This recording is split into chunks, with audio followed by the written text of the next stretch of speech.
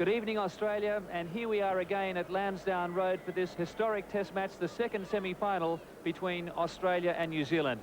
And the Wallabies are still counting their Irish blessings after their escape last week here at Lansdowne Road against a passionate Irish 15. The last 6 or 7 minutes will rank as some of the most dramatic in the history of the game.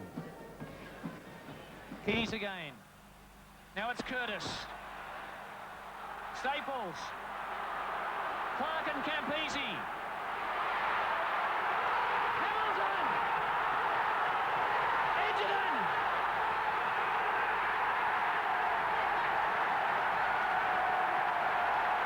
I thought we were doing things right. There was enough time to do it. We didn't need to panic. And it was basically a talk just to keep our composure. We'll get it down there. And if you've got a hold of the ball, keep a hold of it, because we needed that to score. And this is unbearable. Here it comes.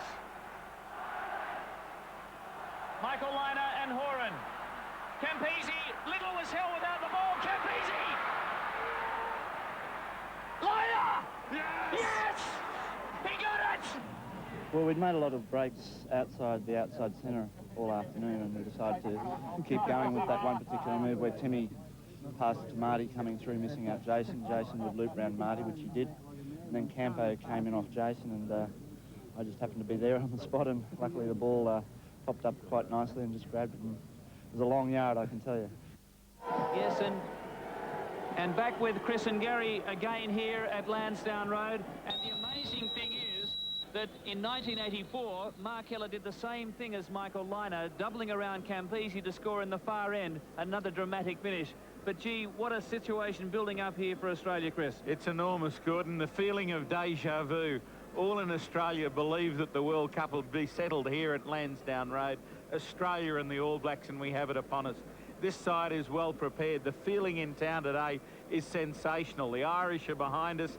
Everyone is here. There's a huge contingent of All Blacks. They're just the same as they always were, obnoxious and fiercely supporting their team. It's a great atmosphere. And, Gary, what about the comparison of the build-ups? Oh, we've had Australia here since last week, have gone right through this week and had this full support of the Irish, been friendly, they've been doing charity sessions, the whole story. While the All Blacks have come here with this siege mentality, this total block-off from the rest of the world, and that's why they're one of the best touring sides in the world. So they look pretty nervous. Australia look really focused. It's going to be a tremendous game.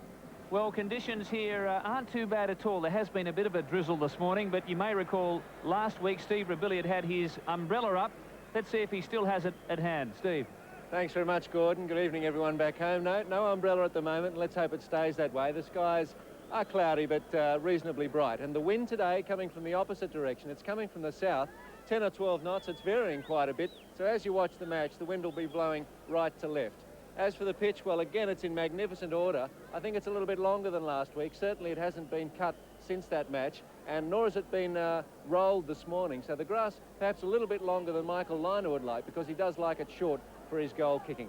But for months now, the Wallabies and the All Blacks have been expected to meet in this semi-final here at Lansdowne Road. Really, neither side has travelled all that well to get here, but having arrived, the Australians at least know what to expect. Where better than the beautiful and historic Trinity College, Dublin, to put in the homework for the Wallabies' biggest match yet of the 1991 World Cup. Sustaining an intense build-up for a whole week is neither wise nor possible, and this would prove to be a relaxed run. His tender ankle restricted Campo to reading some fan mail, but his thoughts are never far from the old enemy, for whom he has the greatest respect. You've got to realise that they are the best, and they're very professional in their attitude. It's always hard to think about an easy All Black game. You know, they never give up, and you know, they haven't been playing well in this tournament. You know, Australia hasn't been playing exactly setting the world on fire, so we just got to realise that when we play the All Blacks, we sort of lift ourselves because we know it's the All Blacks. So it's you know, we're expecting a very hard game. We just got to sort of do everything correctly. Having won 2 of their last 3 tilts with the Kiwis, the Wallabies have at least blown away the aura of invincibility, but those victories required near-perfect performances. The interesting thing about playing the All Blacks is you can't say, if we get that part of our game right, we'll be okay, because you've got to get all parts of your game right for the whole 80 minutes, because they're always at you. They're never you've never got a lull in the game where you can feel a little bit comfortable. They're masters at applying pressure and capitalising on the pressure they apply. They've committed the Australian forwards. They need to spin it wide, but Box has kicked here. It's going to be close. Timu's there. Knock on, try! A dropped ball, a wrong option, or a moment's hesitation can be all it takes to swing games between evenly matched teams. It's all about creating and absorbing pressure. Australia likes to turn pressure into tries, which would certainly take the heat off the troubled goal kicking of Michael Liner. We've got confidence in Michael. We know he's a great goal kicker.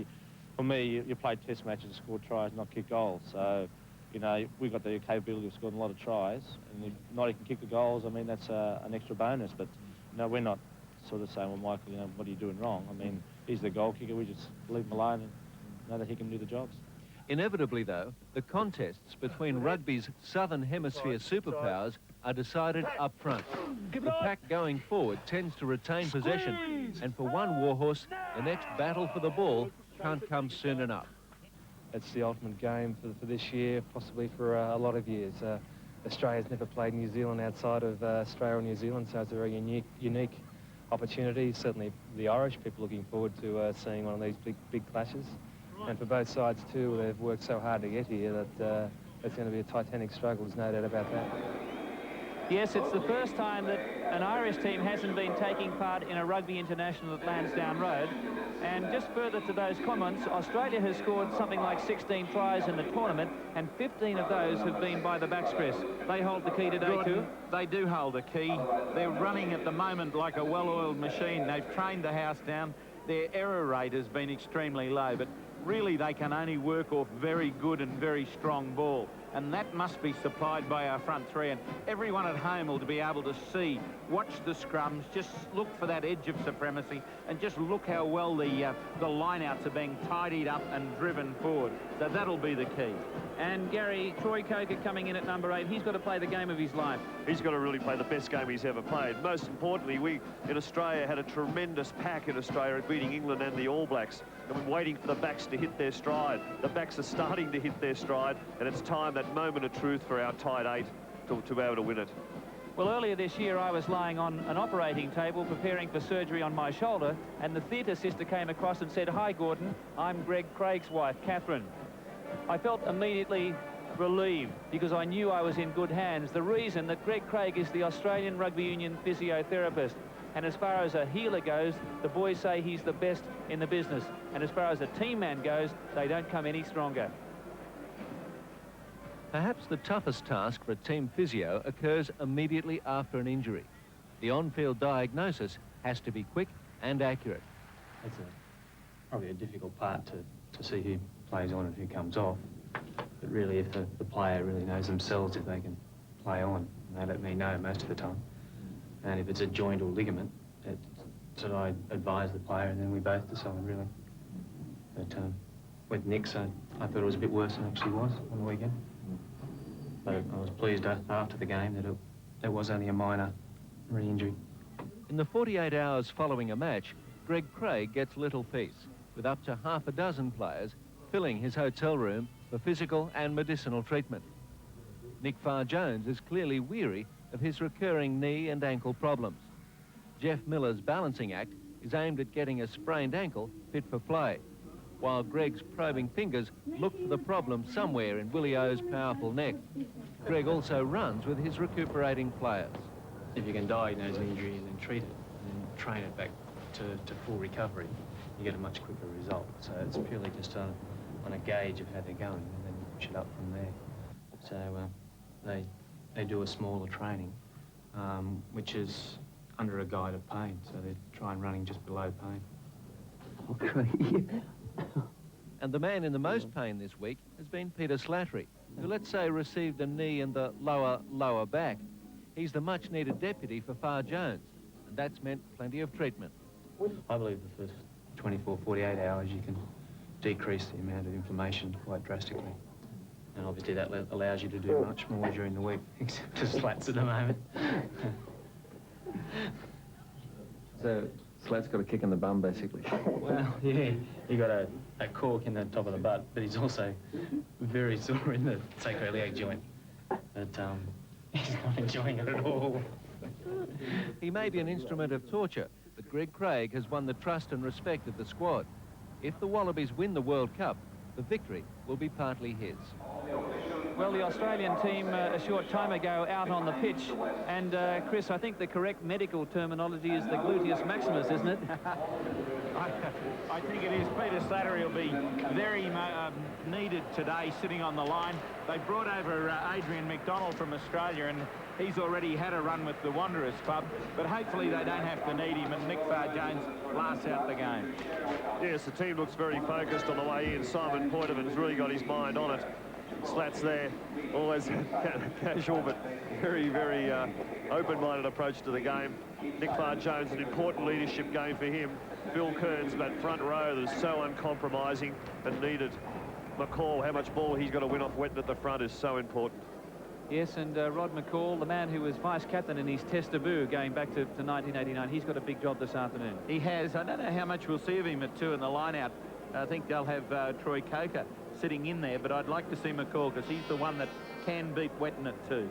Now, just very briefly, New Zealand today, they've lost a couple of key players, haven't they? Michael Jones not playing. They have. Michael Jones not playing certainly weakens their side, and they've pumped for Carter, not Henderson. I know the team, people around the team aren't sort of so happy about that, and Crowley gives them a very sort of pedestrian sort of look at the back, but he's very safe. Gary, what are you expecting? Carter's a very good retriever of the ball, so I think they'll try and they'll play it percentage-wise. Fox will tend to kick it down there, but Carter was there to basically pick up ball out wide, so at times I think they will spread it. But the big question's on their tight 5, whether they can really perform. It's been shown all through the tournament they have folded at times, and if they're going to win, they're going to have to win it up front. Well, this is the 93rd meeting of the two sides, these two Southern Hemisphere giants, Australia and New Zealand. At the moment, the Kiwis have won 64, Australia 23, and there have been 5 draws. They first met in an international. It was the first full international for a New Zealand team at the SCG back in 1903, and the Kiwis won by 22-3. We're not expecting a scoreline anything like that here today, but it is a very special occasion, and we're just wondering about the crowd support here at Lansdowne Road. Let's get a New Zealand viewpoint now from Keith Quinn, Television New Zealand, who's been ferreting around amongst the Irish public. Ireland may be out of the World Cup, but the city of Dublin isn't. They're playing host to Australia and New Zealand this weekend. This is a city of culture and characters. Former Irish international Mickey Quinn is certainly one of them. I want to ask you, why are the Irish people supporting Australia for this big game? I think it's the case of the underdogs. The feeling that Ireland were beaten by Australia, and only just, they really want to see the Australians win it this time. Also, for the sake of rugby worldwide, they'd like to see the Aussies win it. But that doesn't seem fair and reasonable, does it? Not really. I suppose not, but there are a lot of Irish guys in the Australian side. There's a Sean Fitzpatrick in our team. Surely that would help. Yeah, Sean is there, and Bernie McCall are both Irish, but I just think the feeling is there that they'd like to see the Australians win this one. The All Blacks have done a tremendous PR thing also by playing Gaelic football at training. That's right, yeah. They look pretty good at it as well. I mean, they may as well keep it up, because there is a doubt about this New Zealand side. You see, the feeling is that they're not totally invincible now, and the Australians are the one team that are not actually afraid of the All Blacks, and that is something the All Blacks have to worry about. But who will the Irish fans sing and cheer for? We went to find out. Well, I think we have a lot of people from Ireland gone to Australia, and I suppose the people in Ireland would be supporting Australia more. I think we'd like to see New Zealand win. That's good news. That's good to hear. Why is that? I know, very excellent team. Enjoy watching them. What do you think, mate? Australia. Australia. Yeah. You're just going against what your friend said. Okay, we'll say Australia. Dear. You really mean that? Yeah. Is that the opinion of the whole police force here? We haven't a clue now, to be honest. I don't know anything about rugby. Who do you think will win on Sunday, New Zealand or Australia? Australia. Really? Mm. But they beat Ireland. Surely you'd support the New Zealanders. I don't know. I think Australia might beat. Well, I think Australia will win too. They're very good. Well, if they beat Ireland, they'll beat New Zealand. What do you think? Yeah, I think Australia, definitely. Yes, well, I was speaking to the Irish commentator Fred Cogley before the game, and he said, Gordon, the whole of Ireland will support you with one qualification. You beat England next week at Twickenham. Anyway, let's catch up on the atmosphere. Steve Rabilit is down there right amongst it. Back to you, Steve. Oh, yes, thanks, Gordon. Whenever a New Zealand or an Australian fan walks past the terrace here, there's either a big cheer or a big boo. There's it's evenly spread, I think, so we should be in for an entertaining time. And joining us again this week, Tim Gavin. Tim, how does a bloke with a knee reconstruction go about playing tourist in the past week? Oh, I've had a pretty good time, been down south and seen the sights of Ireland, and meeting the people's probably the main thing about Ireland, because the weather's not real good at this time of year, but there's some lovely sights to see and some pretty good pubs down there. Well, what about the game today? I guess you're interested in what's happened with the back row. How do you see that? Well, the selectors have obviously looked at Fox's way he's been playing. He's been kicking a lot, so they're obviously worried about the back of the line out, and they've put Troy in there for that fact. I mean, it's a shame that Jeff Miller's not there. You know, that pace out wide could be certainly used, because Australia's backline is really firing at the moment. But Troy will provide a fair bit of oomph up front, and hopefully it'll all go well for it. And what about the tight fives? Do you see them kind of cancelling each other out? Well, I think Australia tight five, very, you know, they're really gaining experience now, very athletic, and I think they could really take it to the New Zealanders. The New Zealand tight five haven't been playing well, as shown against Canada last week, and I mean, Canada punched through the middle there, and I hope Australia can do that as well. All right, Tim, we'll look forward to your comments at half-time, but if you're a fan of scrummaging, you're in for a delight this afternoon, because this match should provide plenty of interest. The two front rows are perhaps the best in the world, and there's no love lost between them. An Australian tight head, Ewan McKenzie, has made it to the top from quite unusual origins. Link, as he's known to his teammates, has been playing club football with Randwick since 1985, but he learnt the game at Scotch College in Melbourne, where he wasn't always a prop. I had a few games there at number 8. I was captain of the team down there, and luxury being captain is you can pick yourself wherever you like, and I picked myself there at number 8 because I fancy myself as a bit of a ball runner and linking up with the backs, and I did it right. I mean, it's not that difficult down there to crawl over the line a few times for a few tries, and I managed to do that, and had a bit of fun doing it. But now I'm stuck there at tight head prop now, and I don't think they'll let me out of there. He came to Sydney to study at New South Wales University, and he's now a town planner with Randwick Council. Where else? In the past 2 seasons, he and front row teammates Phil Kearns and Tony Daly have plotted the dismantling of some well-credentialed forward packs and have rarely got it wrong. Well, it's probably not the most glamorous thing looking in from the outside, but it's a very technical business, scrummaging. Someone said it's the second most cohesive force behind a tug of war, with it channeling human effort in a particular direction. So there's a lot of science to it. Not that you get the set square out in the paddock or on the training paddock. It's just it's a feel. I think you've either got it or you haven't, and you have a feel for scrummaging, and you know the general principles of where you're going to put your shoulder and your bum, and where your feet go in relation to that, and how tight you bind and things. You've got to have a feel for that, and understand what you're trying to do. But then the rest of it's just experience. Experience counts for a lot. With assembly speed. They're the biggest front row Australia has had, but they're also pretty mobile and have been breaking all the rules about front rowers scoring tries. In fact, they worked the trifecta last year. I remember Johnny Flett doing the right thing and passing the ball, and with those sort of tries, you always think you run further than you do, but watching the video, I think it was a total of about 3 metres, 3 or 4, something like that. He plays on. Flett for Australia. And now it's McKenzie! Another prop forward!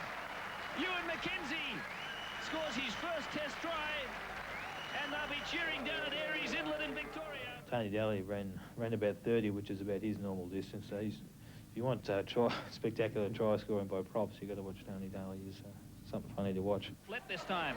John Flett accelerating, linking up with Daly. Can he do it again? Tony Daly looking for his second test try. He's gone 30 metres. Oh, amazing. Phil got one there on that day. He went about half a metre, which is about as far as he ever goes. And the other front rower has done it. Has that ever happened in a test match?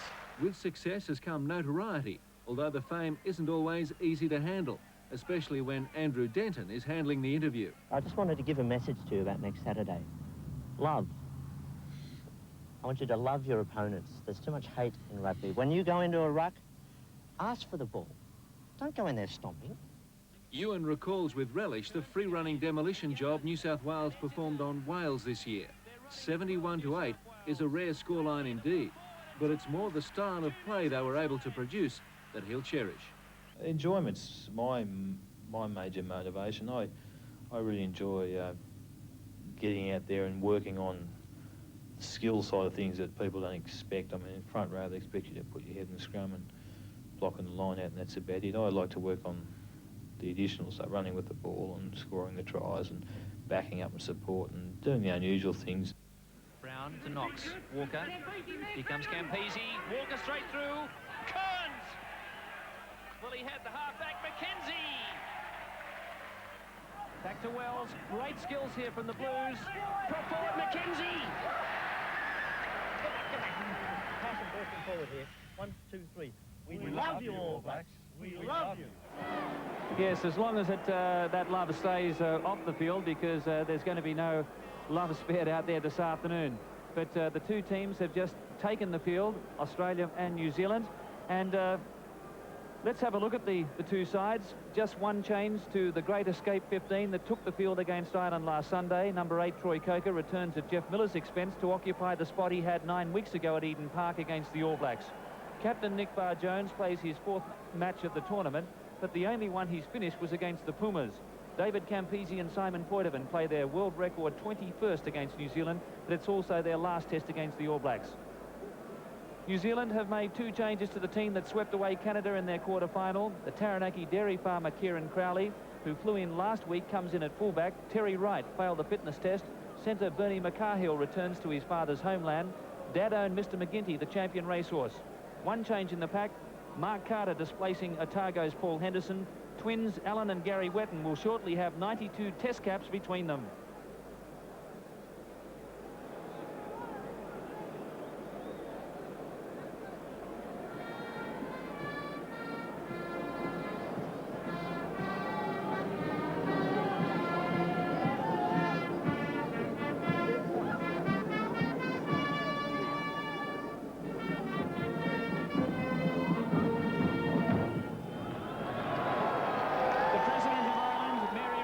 Coming out now to meet the two teams.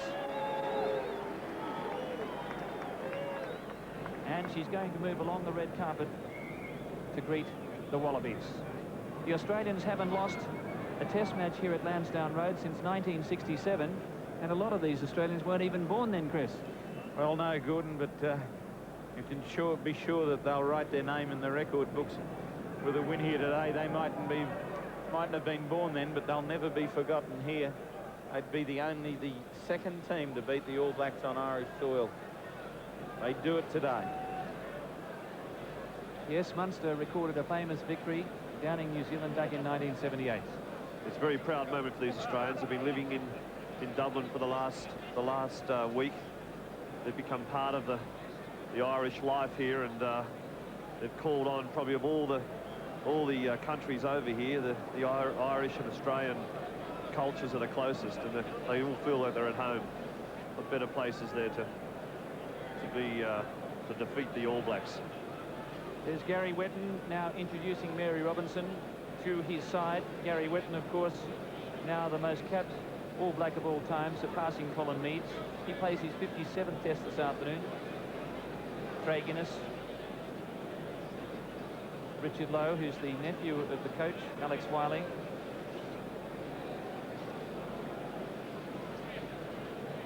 Bernie McCarhill, his father Barney, is as Irish as Paddy's pig. And of course Sean Fitzpatrick, John Kerwin. And great to see that campaigner Kieran Crowley at the end there, flying over, getting his test spot. He'd thrown his boots into the dustbin after Taranaki were beaten by Hawke's Bay and relegated to the 2nd division. But a big hand for Mary Robinson.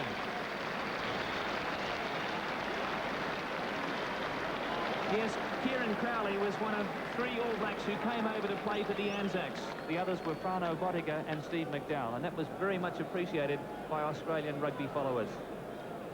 So we're standing by now for the anthems. the world's oldest test opponents, Australia and New Zealand, playing away from home soil for the first time, and also playing against each other for the first time in a World Cup. Australia's mission is really driven by the memory of that loss at Eden Park. You can see it in the players' faces the last time they met. The Australians play well as underdogs. That last defeat has eaten away at them ever since that Saturday in Auckland. Ed Morrison from Bristol on the left.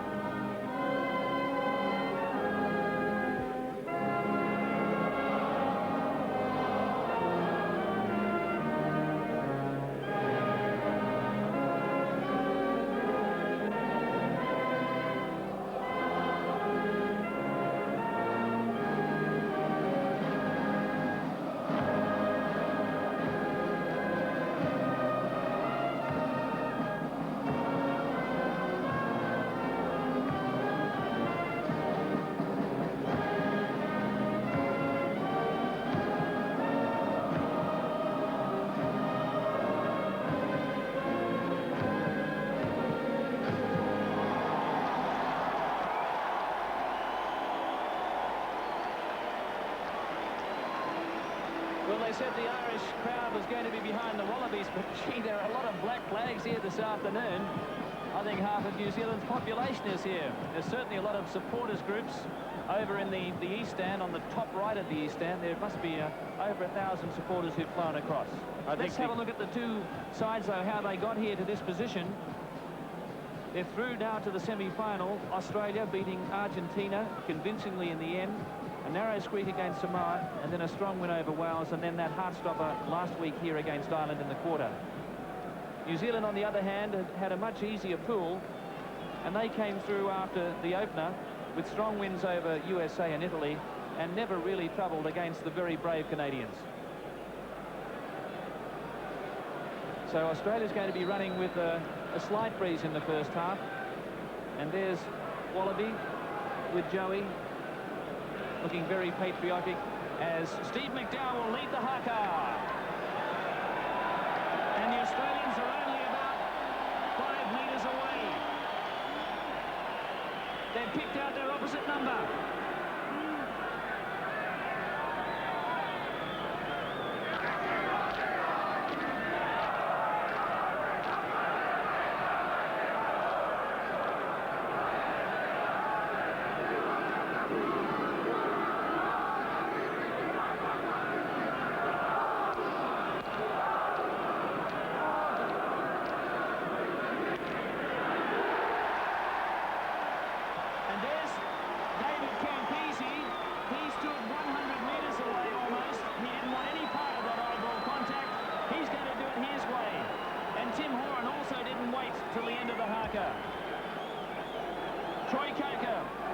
The man with a big task this afternoon, but he's up to it. He's a big boy. 17.5 stones, 115 kilograms. And he played in that amazing atmosphere for the Pilkington Cup when Harlequins came through against Northampton. It's important that Koga gets first contact for his own confidence and the team's. He did not work at Eden Park. He must now be the man who makes the play. There's the referee, Scotsman Jim Fleming. He handled Australia's quarter-final against Ireland, and he's the only referee in the tournament to send anyone off, dismissing Argentina's Foleda and Samoa's Keenan for punching.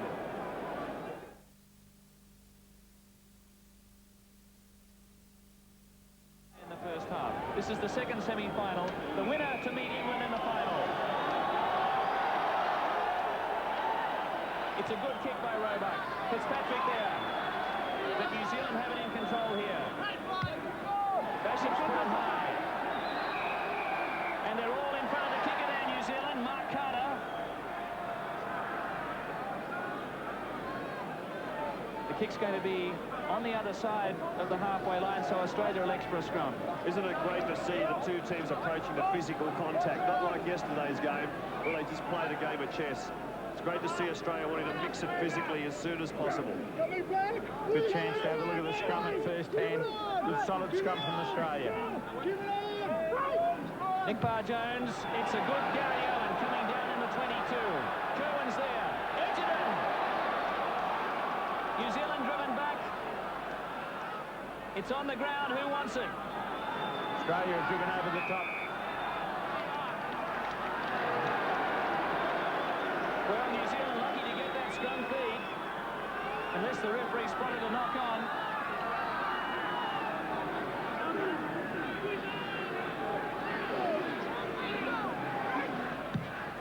Bashop's clearing kick. Not quite to the 22. Good scrum, Australia, though. No love lost between these two front rows. They make it quite obvious they don't like each other. They were set together after the test match in Sydney when Australia beat the All Blacks, and there was very few words said. It was a bad seating arrangement. Coker's jumping at the front against Gary Wetton. McCall's in the middle against Alan Wetton, and Eels is at the back. But Ian Jones got it. Brook couldn't handle. Hawks in big trouble. And look at the goal chasers. Absolutely magnificent explosion from all the Australian forwards, all wanting that ball, putting pressure on the All Blacks. I'm sure they would have preferred the ball from the top. But they've obviously taken a leaf out of the Irish book from last Saturday's game. They got through holes not thought possible. John Eales got it, but not in straight. Not in straight, a critical one. Well, we saw that in the test match at Eden Park. Phil Kearns had trouble with his throwing in the first 20 minutes.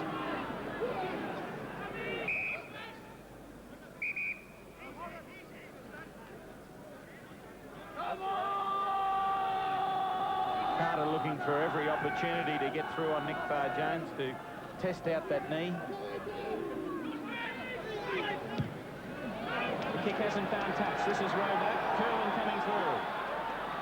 Here's Tim Horan. Kicking for the far corner. It's not a bad kick. Kieran Crowley. Away from Little.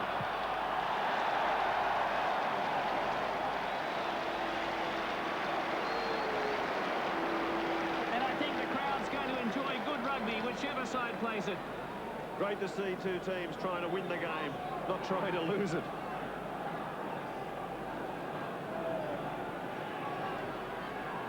Australia spent all the time down in New Zealand's half so far. We've had 3.5 minutes. McCall went high. Jumping on shoulders. Bashop playing on quickly here. Australia up to knock him back. Bashop goes ahead. 10-metre line, New Zealand territory. Bashop again, he chips over the top. Barr-Jones there. Knock on by New Zealand. And that man's offside, Zinzan Brook, in front of the guy who touched it last. Unfortunate shot for goal. Instinctive reaction by Zinzan Brook, but Nick Farr-Jones running wide. They're just popping the ball in behind. They're trying to test out Farr-Jones. They know how important he is to Australia's fluid movement, getting that link to the backs. Isn't it great pace to this game? Both sides wanting to move it, wanting to try the options, all looking for the attacking options. Yes, I can see the John Hart influence here with this New Zealand team, taking the quick tap, try and catch Australia napping, and they're obviously looking for the little one over the top to break up the Australians, the little chip. So Michael Liner, who kicked 1 out of 7 against the All Blacks at Eden Park.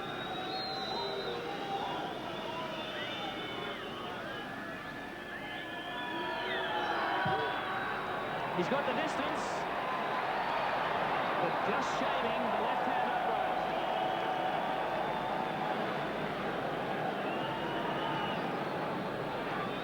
It easily cleared the crossbar. Still no score. 5 minutes. I think Liner will be fairly happy with how he struck the ball, though. Came well off the boot. Grant Fox, playing in his 35th international. Wetton was there. Coming Australia's way. This is Liner. And he was tackled after he released it. The referee says it was okay. That one was carried over the goal line. And a fine clearing kick by Crowley. The New Zealander went through with the tackle on Liner. The referee had a good look at it. And again, Carter is doing a very good job. Coming up on the outside, forcing Liner back inside. That's the job he's put there for. Really spearing off the end of the line out. He can't go off the end until the ball leaves the line out, though. Australia has a taller pack. They have a bigger, stronger pack too. Far Jones. Here's the ruck ball for Australia. Here they go, Campese.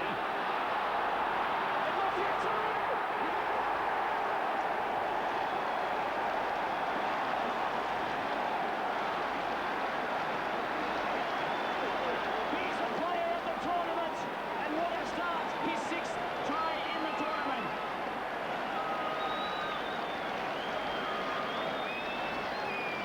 Beautiful work here. Liner didn't have an option outside him. He took the ball up, took the tough tackle. It worked wide, and they all hung off Campese. He just slid in behind. He got wide of Kerwin, who was unsighted. Great try. Pace to breakdown was the most important. Great work by Eales at the back of the line out over the advantage line. Noddy committed 2-3 backs. Tremendous point of it there, quick to break down to win the clean ball, and the great skills of Campese. Well, we had 80 minutes without a try yesterday. We've had one after just 6.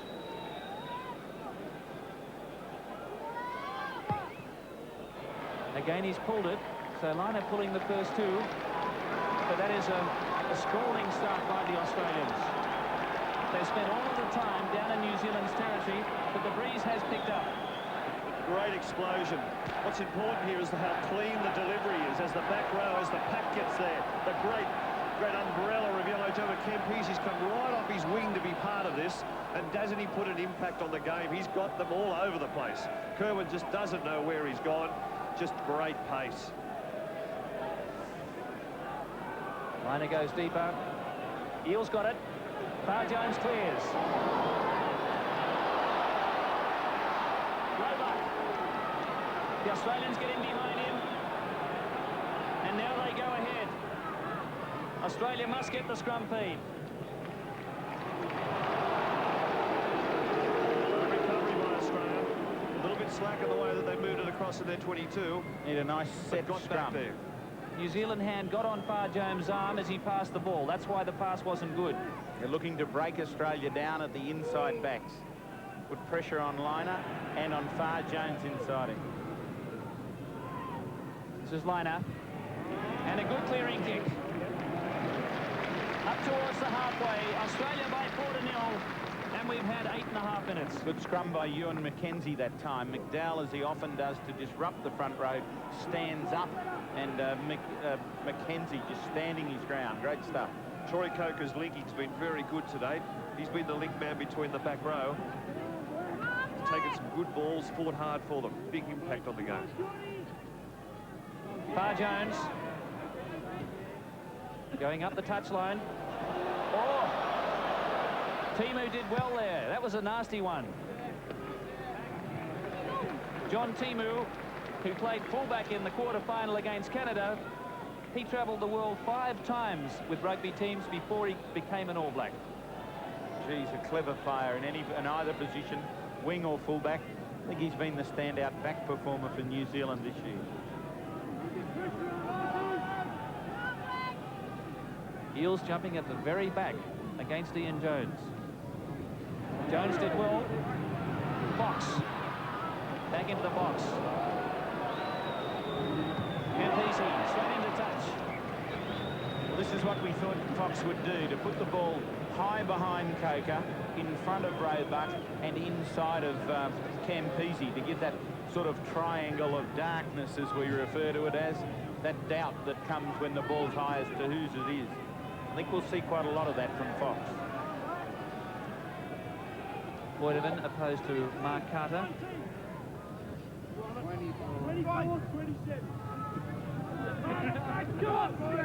Carter did well. Fox again. This is Innes. Innes sets it up nicely. Basham downfield. Roebuck there.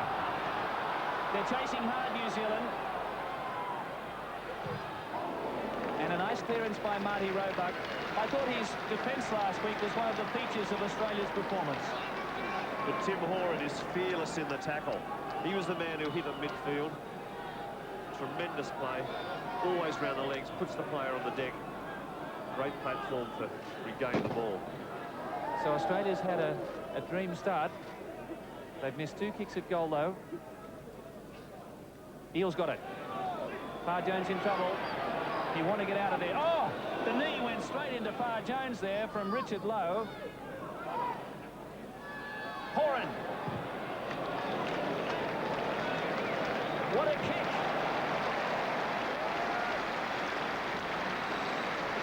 Well, the touch judge better keep his eyes open, because that was quite nasty. The knee from Richard Lowe straight into Farr Jones's head. Plenty of green and gold in the grandstand. The cheap shot from the front of the line out's got to be watched. All Blacks know Farr Jones is a crucial part of this team. When he went off against Ireland, they lost their cohesion. Referee wants his tunnel. It has to be half a metre. Off a Hengawe to Daly. They're in behind him. This is Australia's. Liner. Another tester. It's a good one. Horan and Little coming through on Cowley. Mackenzie's there. Australia drive over again. Roebuck. Liner. Off a Hengawe. 10 metres out. Farr Jones. Liner. Little. New Zealand offside. Great work from Ewan Mackenzie that time. Tidying the ball up, picking up at each toes. That little piece beforehand, how he loves to get in and do more than scrumming and tidying in the line-out, in the open play. Troy Coker hurt in that last skirmish in the hands of Greg Craig at the moment. Ball retention is superb. Every player that goes up looks after the ball, holds on to it, looks for the support player, stays on his feet, and that's the pressure that's put on the All Blacks. They don't like it when they haven't got the ball, and when you move the ball away from them, when they've gone to that point that's gone somewhere else, they get frustrated and then go over the line of the law. Australia hasn't played to its potential so far in this tournament, but the first 14 minutes, they've revealed every bit of it. Critical kick here for Liner. Yes!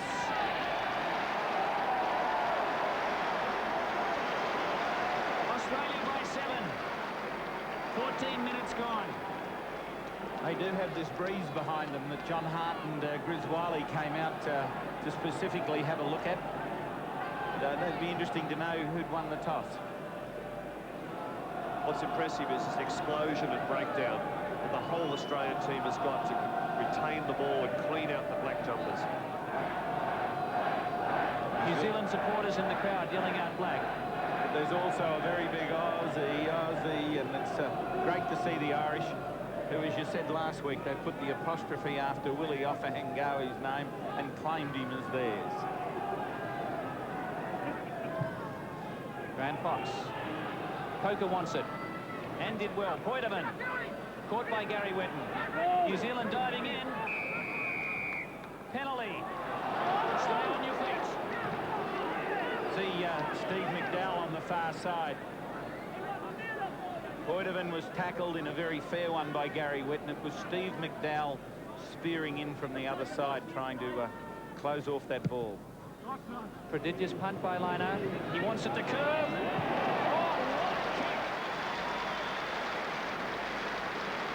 John Fleck, Jeffrey Miller there, who lost his test spot. The Australians really bubbling, and Anthony Herbert and Slattery with a blanket to keep warm. And the brains trust behind them. Templeton, Dwyer, Jake Howard. Put a lot of effort into this side. Play it in there, 22 was the instructions. Line-outs 4-3 to Australia. Basham did well, but this is Campese. Went for a drop goal, not a good one. New Zealand can counter here. This is Crowley, he'll look for touch.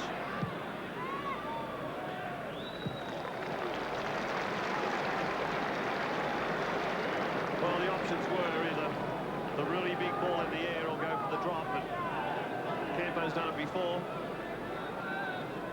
The drop needed to go long.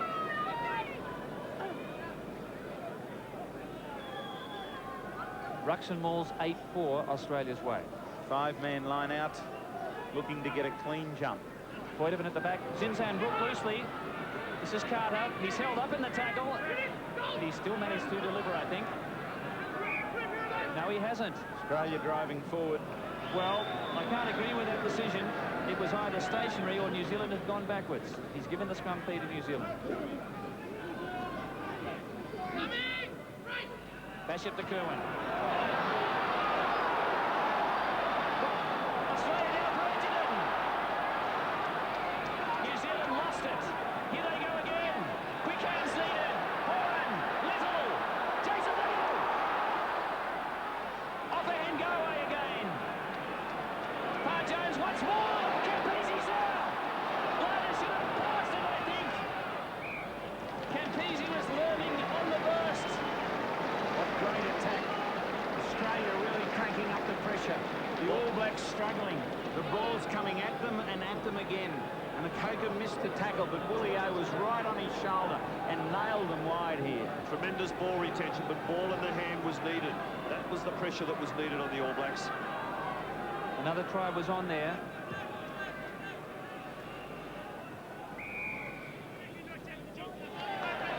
Australia playing the man not in possession. It's against Rod McCall.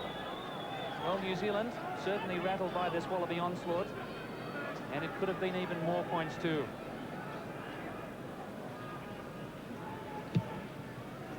Fox hasn't found touch. This is Parr Jones. Campese's inside his 22. And he's unleashed just short of halfway. Always wearing a smile, David Campese. He has a great attitude to his rugby, and he's adored over here in Ireland and Britain. Certainly played well. I'm sure he'd be appreciated by all those at the Casey base down in the South Pole. John Hancock and all the boys down there. Hopefully everyone's nice and rugged up. Weddell. Yes, I believe the Weddell Seals are starting to pup down there in the Antarctic. Timu coming through on this one. And they're in front of the kicker again, Sean Fitzpatrick. In front of the kicker, he had to stay outside the 10. So Australia has a scrum back in New Zealand's half. There's a shortcut, Fitzpatrick will find it. Nice to see Australia taking the scrum option to give them some attacking ball and not taking the kick down the line. Australian backs are looking very dangerous indeed. Roebuck. That's not a good kick. Again, Gary Pearce's words required ball in the hand. I think he was trying to push that ahead along the ground. They were closing out quickly. Popped up off the boot.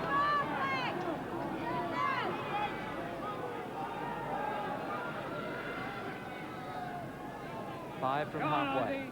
Come on, Blacks. Australia leaded by 7-0. Eels got it. Long pass to Horan and Little. He gets over that advantage line, and here it comes for Australia. Liner again, the general. A guided missile, this one.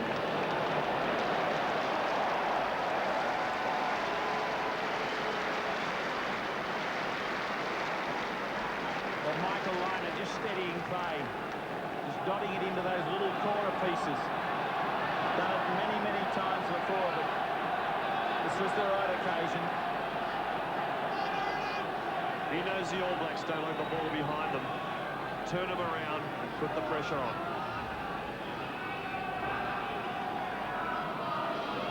Sinsan Brook loosely. Hasn't found touch. Far Jones was there. Jones tackled. Taking him out, taking his legs out as he went for it. When you're going high for the ball like that, you can't take the man's legs out, and that's why the penalty was given. Considered a dangerous tackle. But, you're supposed to contest the ball in the air, not tackle while the player's in the air. There's Far Jones up in the air, and Timu, who was unsighted where the ball was, simply took the tackle. No intent. Well, if there are any doubts, Gary, about Nick Far Jones's knee, I think they've been silenced. Certainly been well tested. Must be just that tape must be made of steel, because it really put some pressure on him. There's the man there who deserves the credit. It's Tim Horan with Greg Craig. Horan has a cut on the back of his head, I think. Nothing serious. He's feeling a bit groggy. Liner hasn't kicked from this side of the field yet.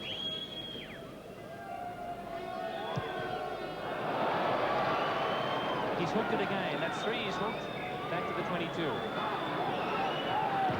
Crowley goes long. This is Roebuck. He has Horan in support. Campese.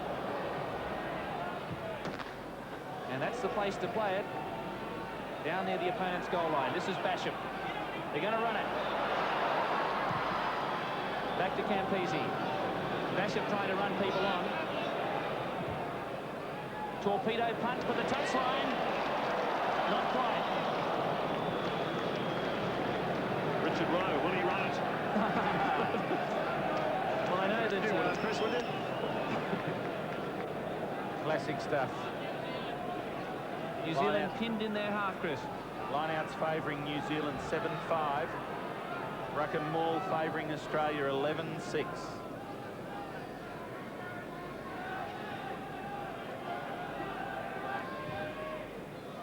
It's a very shallow kick. Ian Jones did well to Zinzan Brook. New Zealand just more hungry for that ball in the air. They'll try and get a rolling ball here. Blows there and Poiderman spoils. Number 6. Stay on your feet. Steve McNow burrows in. They want to work it outside the 22. They do, and they've done so. This is good play from the black forwards. It's good protection for the black jumpers around the ball. Yes, Australia taking the legs from underneath New Zealand there. In other words, they collapse them all, and that's a correct penalty. You can't, once the players are up on their feet, you can't take the legs from underneath. So rousing stuff there from the New Zealand forwards. They keep the ball in play here. Willio's there, and he says mine. 10-metre line, Australia by 7-0 in this semi-final. The prize for the winner is Twickenham in 1 week. Long pass to Innes. Play on. He dropped the ball there. He's run everyone onside. Far Jones there. Well, I think the Australian supporters wincing every time they see Far Jones in a maul.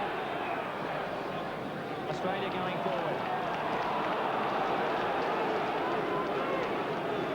Jim Fleming's done a fairly good job of the game so far. It's just needed a good running hand. These are two great sides out here to prove finally who's the best. Innes got such a surprise with that long pass that he dropped it. New Zealand lost their momentum. Nick Far Jones, Liner shuffles to the right. Campese.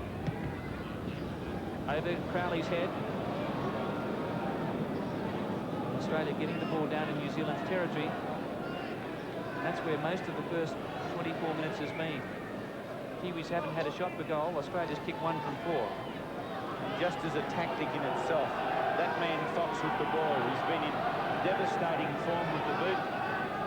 Anywhere in opponents' halves. Australia playing the game plan so far. Well, the Australians are mindful they have to take their opportunities.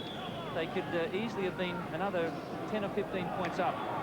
Great disciplines by the All Blacks so far. They've been pinned down there, but they haven't given many penalties away. Other teams would have folded under this pressure. The tall timber from Australia. John Eales, number 5. Rod McCall at the front. This is ball they've got to try and steal from the All Blacks. I think they may go to the back. Coker and Alan Wetton, Zinzan Brook in front of Coker there. It's been a fairly good place for winning the ball for them. You picked it, Chris. Alan Wetton got it to Gary Wetton. This is McDowell. Good right ball here for New Zealand. Grant Fox and Campese in good position. Steps beautifully. Left footer. That was touched, I think, by New Zealand. This is McCarhill to Kerwin. He's going to have a run. Not likely. Good pressure again from the Australian outside backs. Whenever that kick goes forward, they're spreading across field and coming forward. All Blacks rattled. Crowley, the pace of this game must be getting to Crowley. Haven't played for so long. That's why they're playing so much ball back to him, to try and move him around. But then just a really inept move by moving it across the kick to just to kick out to into the 22. Eels, second from the back. Jones got it again. Australia drive ahead. And Basham keeping the ball in the field of play. Here comes Kerwin.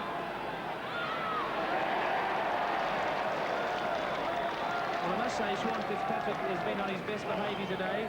His tackling was very consistent at Eden Park. It was all late. Good steady play by Roebuck. Good option. Move to the line. That's the safety. And you're under pressure and out on your own. Great battle between Eels and Jones, two wonderful athletes. Front of the line out. Daly will have to be right on his guard. They use McDowell for the quick throw to the front of the line out. Gary Wetton got it. This is Innes. Pumps the kick straight to Campese.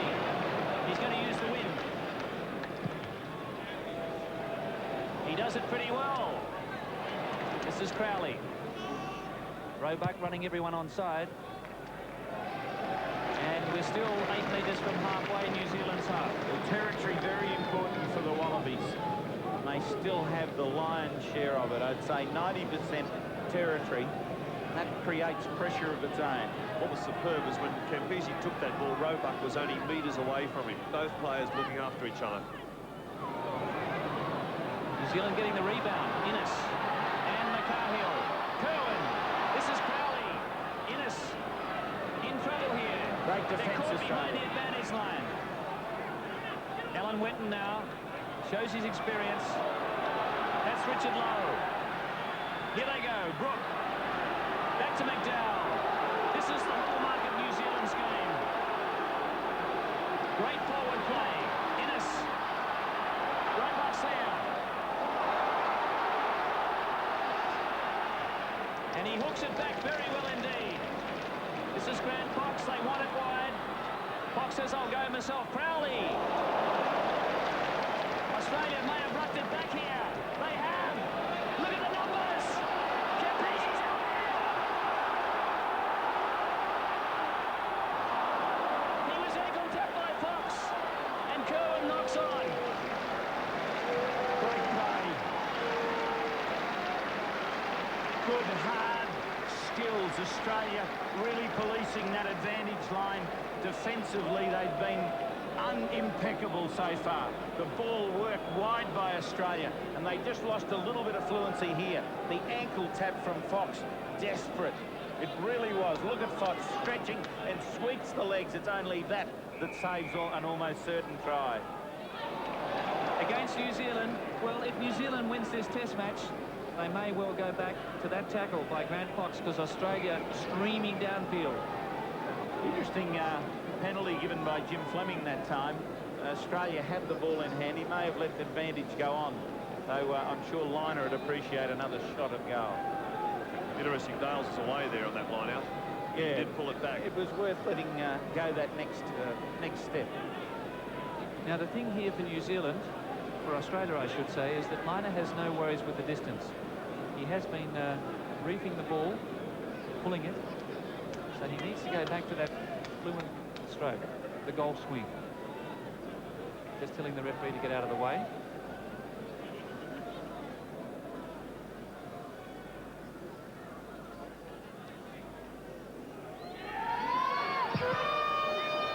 It's going to be close. Just out to the right. shaving the right hand upright. 4 misses for Liner. Well, Australia want more points before half-time. 10 minutes to go. Well, the pressure's there. Points have to come. It's frustrating for the team not to have a larger margin.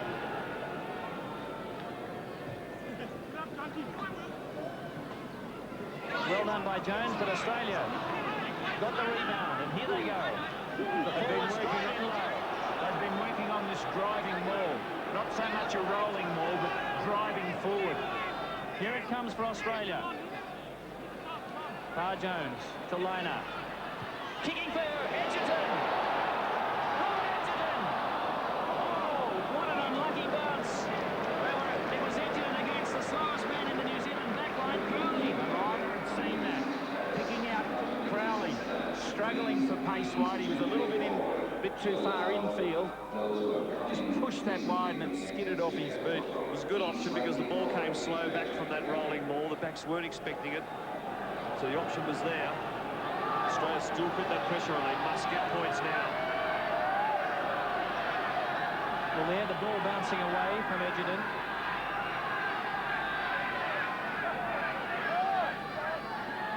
Eels. Basham. John Eels and Ian Jones having a tremendous battle in the line-out. Jones doing well. It's just being able to tap that ball down, and it's the other people in the line-out that are winning that tap back. So it's even in the air. The tidy is doing a better job for the All Blacks.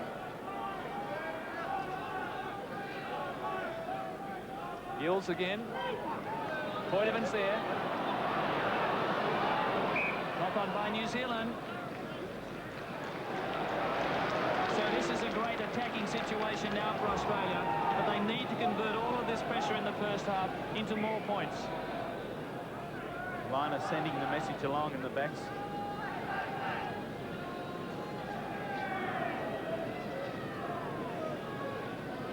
That's Mark Carter, and the managing director of the ABC, David Hill, will be very pleased to know that the Carter family are avid ABC watchers. They have a satellite dish in Auckland. Lineouts to date, New Zealand 14, Australia 5. Jones winning some tremendous ball in front of Eels. Ruck's going still to Australia, though. But it happened in Wellington as well. They lost the lineouts, they lost the ruck and maul and won the game, Australia. They'd be wanting a better lineout, and they'd be wanting a good, steady scrum here. New Zealand, driving forward. New Zealand will try and disrupt it here, Chris.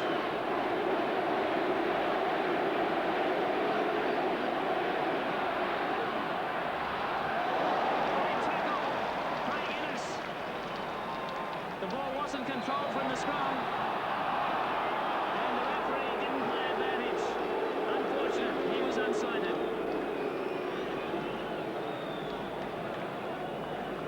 Very good New Zealand scrum. Great tackle by Innes. Forward looking dangerous to move it. Sinzan Brook hesitates. He's run into his own men there. Here it comes to Fox. Touch, 11 from halfway. They've been a bit scrambly at the back of the ruck and maul, the All Blacks. Good pressure, good driving through by the Australians, unsettling them. They've withstood this pressure pretty well, the All Blacks. Well, this scoreboard is flattering New Zealand. Australia could easily have 20 points up. But the All Blacks are hanging in there, and that's the danger sign. Here's Little. Oh, bad pass. Not back. Great work by Poitevin. Quick to break down. Australia smuggling it back here. They need to get the ball back from Here this. it comes. Here's Campese. The bounce important. Campese! Yes!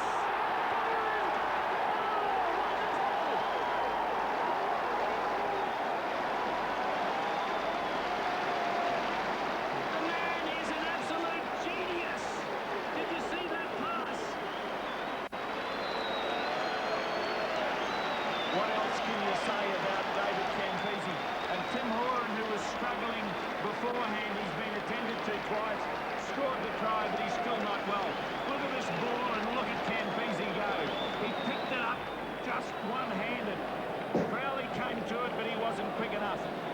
Campese worked the winger, Johnny Timu. There's no better winger in the go. Campese worked him and just popped it over his shoulder. He knew the support was there, and Horan tried to bring it closer to liner. And what an ovation here for Campese at Lansdowne Road. If there's ever a try of the tournament, it's going to be hard to beat that one. Just pure skill. What about the kick from liner, though? Yeah. He knew that Crowley was far too deep, and he's also a little bit on the slow side. It was perfectly placed. He was struggling, Crowley, and unfortunately he's very solid, but it's the one area of his game. Australia hits 13, and now New Zealand are in big trouble. New Zealand need to get a score before half-time, and that's almost impossible. They need, firstly, to get into Australia's half, and that also seems impossible. Beautiful kick here by Liner, who sees all the All Black backs up, particularly John Timu. Pops it over, and almost like Rob Edgerton, Campese, without even looking, here's the call, pops it over his shoulder, and Horan does the rest. Over. Tim Horan scores his 4th try in 5 games. He's looking like a wounded Anzac at the moment. New Zealand desperately need points before the break. Australia leading 13-0. This is Fox. And McCarhill. Crowley's up, but going nowhere. Here it comes. Numbers here for New Zealand. Innes. Timo. He palms off Far Jones. Great build-up by New Zealand. That was Ryan Witten. And what's happened? They've dived over New Zealand. They didn't stay on their feet. Well, nothing going right for the All Blacks. Well, they've come back pretty hard, but thus to the end, they just took the shortcut. They never lay down, these All Blacks. They come back. You just can't pull off the pressure. You can be sure they will not relax, and they will come back after half-time with that absolute power. But this Australian side has played to perfection. The game plan was to keep New Zealand in their own territory, and they've done it just beautifully.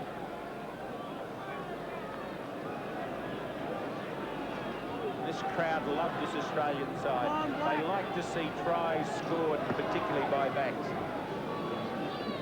New Zealand can strike a mortal blow if they can score. This is Basham. And McCarhill, and Innes straight. Great run by Tony Innes. This is New Zealand's chance. McCarhill. Well back there. Well, they're a champion outfit, New Zealand, and now they're asking the question of Australia. Well, they've asked for the effort, the New Zealanders. It's deep in there. It's deep in their eye. To lose is a great disgrace in New Zealand. They've pulled deep for this.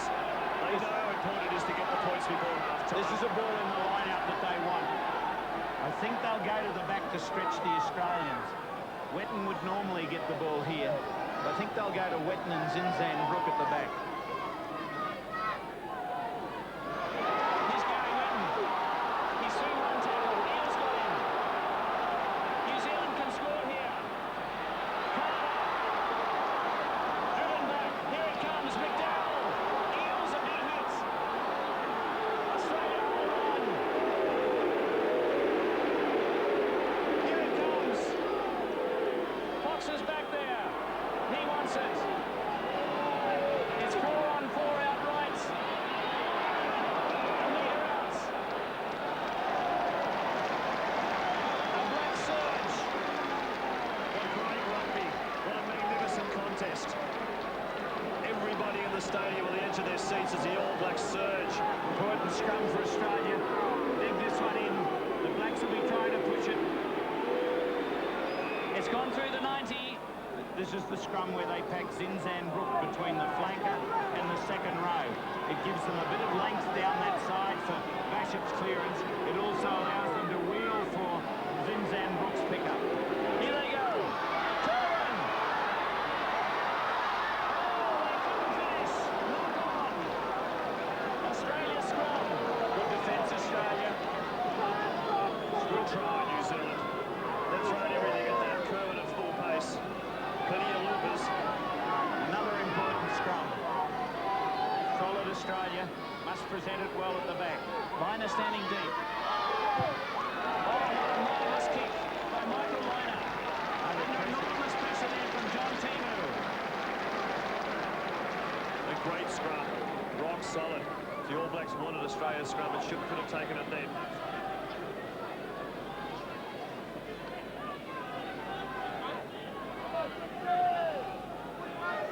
New Zealand are desperate for these points before the break.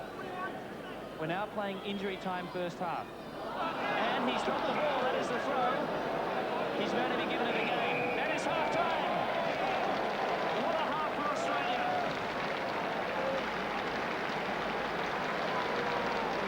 Well, incredible football from the Australians, because they could have had 25, even 30 points up there if they'd taken every opportunity. It's 13 points. It's a big lead that New Zealand had never beaten. At half-time, here at Lansdowne Road, Dublin, Australia 13, New Zealand 0.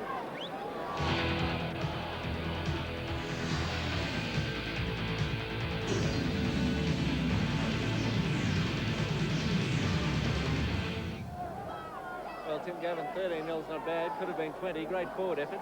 Oh, it's fantastic. They're really taking it to them. The forwards, the whole forward pack's working well, and the mobility of the forwards, like they're really beating the Kiwis around the ground. I think the ruck and maul statistics are showing that. A trouble in the lineouts, though. They're winning it at about 2-1. What's going on there?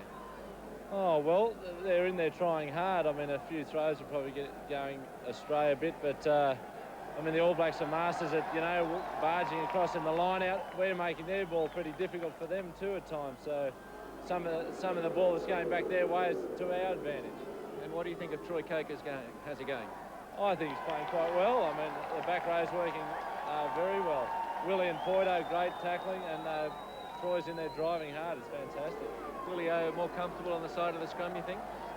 Yeah, maybe. I mean, he's really showing his wares today. I mean, he's hitting blokes pretty hard. He's getting a little bit of a run to the ball. I mean, but Australia at the moment are playing very tight, and they've just taken it right to the All Blacks. I know where that second try, you were just left shaking your head. You're in admiration for Campo. Oh, fantastic. I mean, he's my player of the tournament so far. I mean, the pass to Timmy, it's like he's got eyes in the back of his head. It was just great. Second half will be against the wind. It's hard to tell just here. It sort of comes and goes. How many points do you think the wind is worth?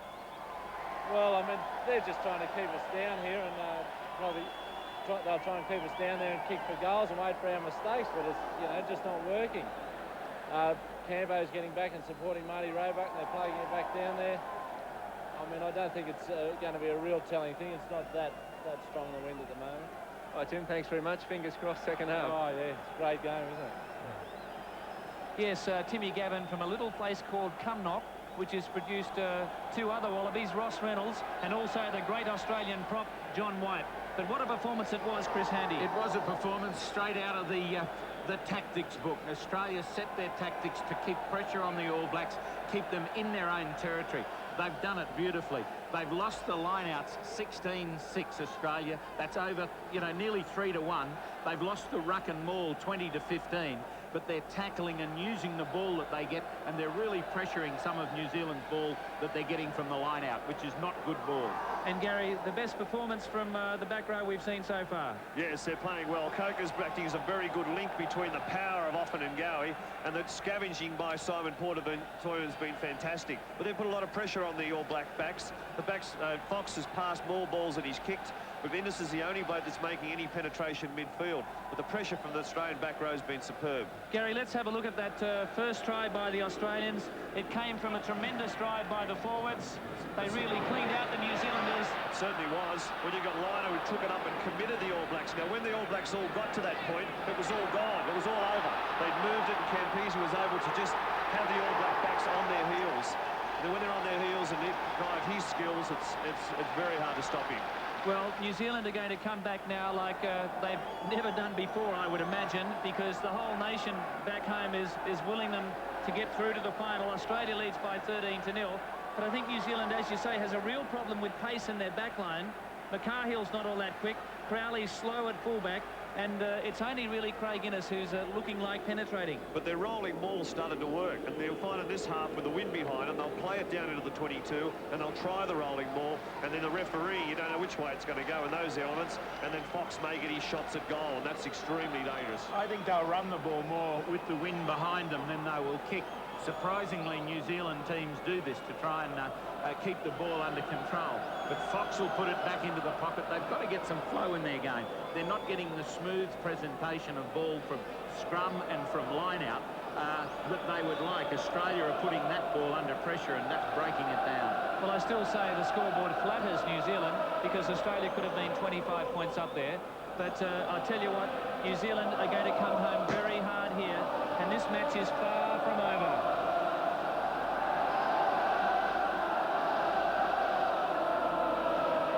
The Wild Rover.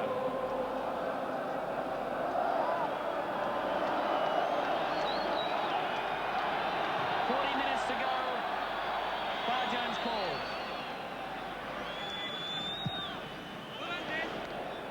Not a great kick, but Australia is against the wind now. New Zealand there, opting for the long kick, wanting to play territory rather than the contact. Important line out here. Eels would have had a thought about his first half performance and figure out ways of getting in front of Jones. This is McDowell. He found a way through. Here it comes for Basham. Fox cut out to Innes. He palms off Warren. Plenty of gold jerseys there. And that's the start New Zealand wanted. Australia penalised for not staying on their feet. Well, this should be a three-pointer for Fox, and as I say, New Zealand will keep the pressure on that scoreboard. Well, Willie O penalised that time for going into his desperate defence. McHale doing well to stay on his feet. Grant Fox has had a very good tournament, but he's only kicked 30 or scored 36 points in this World Cup, which is quite a contrast to his 126 in 6 games in 1987. 15 out of 21 he's managed in the tournament. He passed 500 test points against the Italians. Well, this will bring it back to 10 points.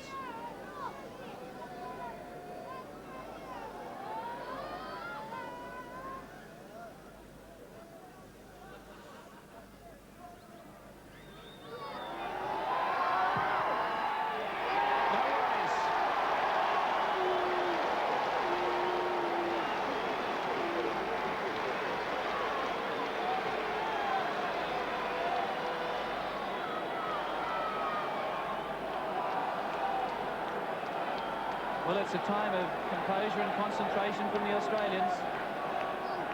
Far Jones in there behind his pack, urging them. Don't lose concentration. Keep your composure. 3 points. We can do this. Every Australian player would have known this was on. That's how they individually can act on it. Great kick out by Roebuck. Beautifully plucked in there by Kearns. Weiner now. Here they come. Curran was off. Kicked just a little too deep.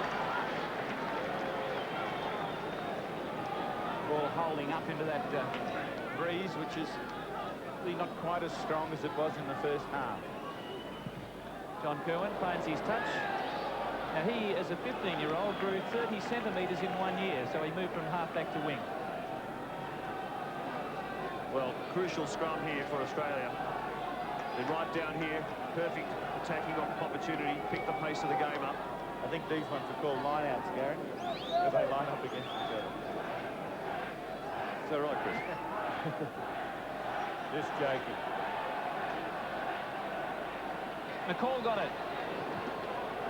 Now again, the ball holding up in the breeze. Far Jones has run everyone on side. Who wants it? New Zealand do. Carter slipped it back. Wasn't a great kick, that one. This is Roebuck. New Zealand can attack from here.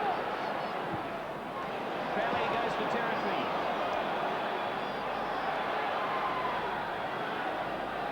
Campo lets it go, touch in goal, back to the 22. Good kick from Crowley, though. Good deep kick. In behind the Australians. They're very easy meters, those ones. Australia's got to watch it here, but they don't get caught in no man's land. Got to get back and get simple parts of their game right.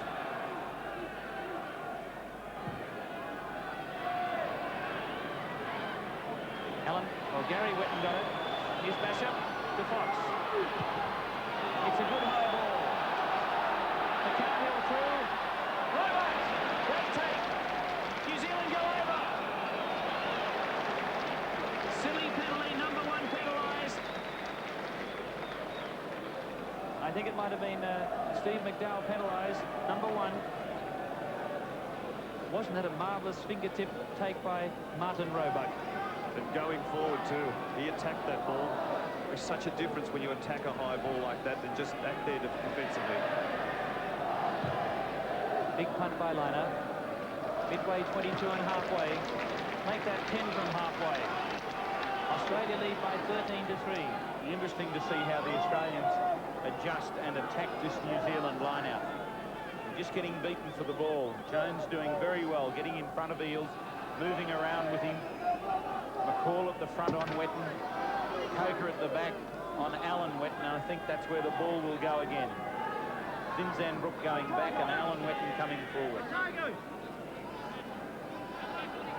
Coker to Eales and Liner. He's Little. Over the advantage line. Australia clean him out. Here it comes. Michael Liner. Landing it inside the touchline. Crowley. He's a bit slow. Crowley's in trouble. Timu's there. Oh! New Zealand hold on.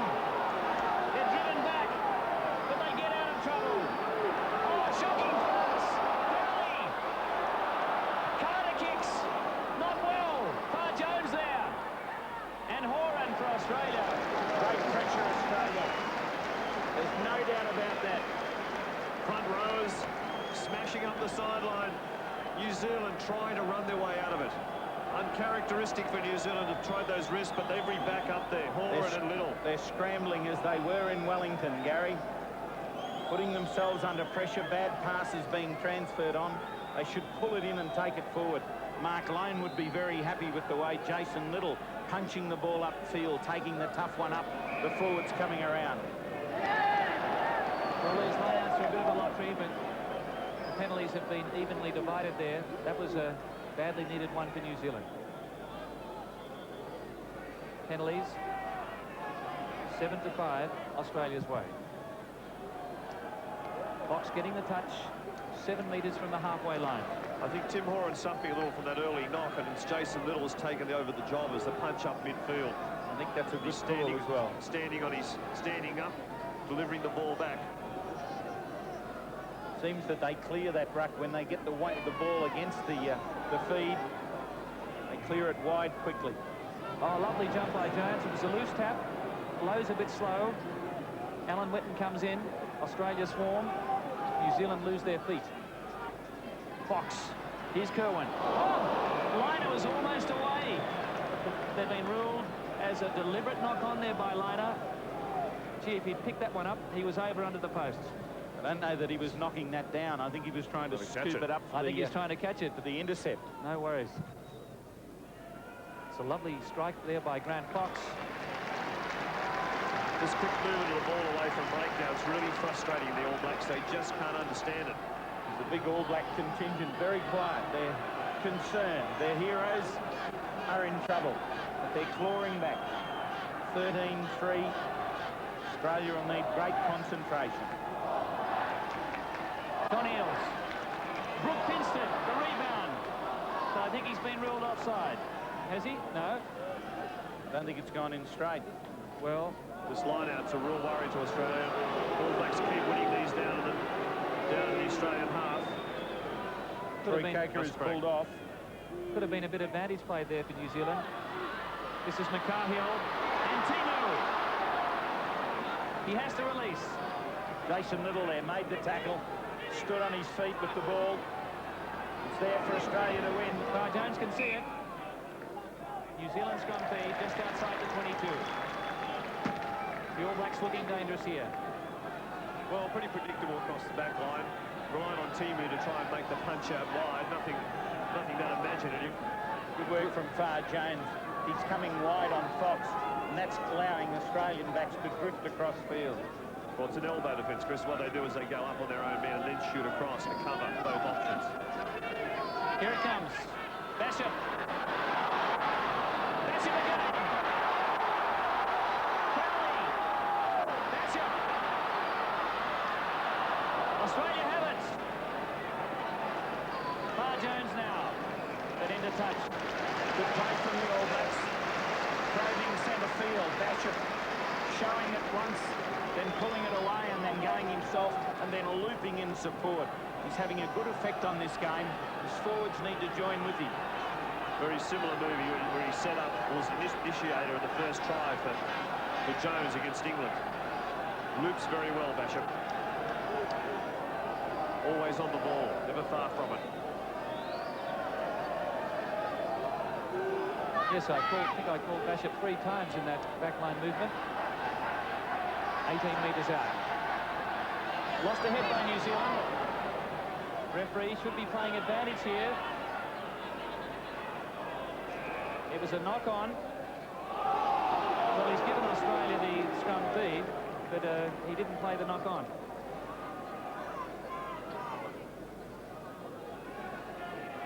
Big scrum needed here from Australia.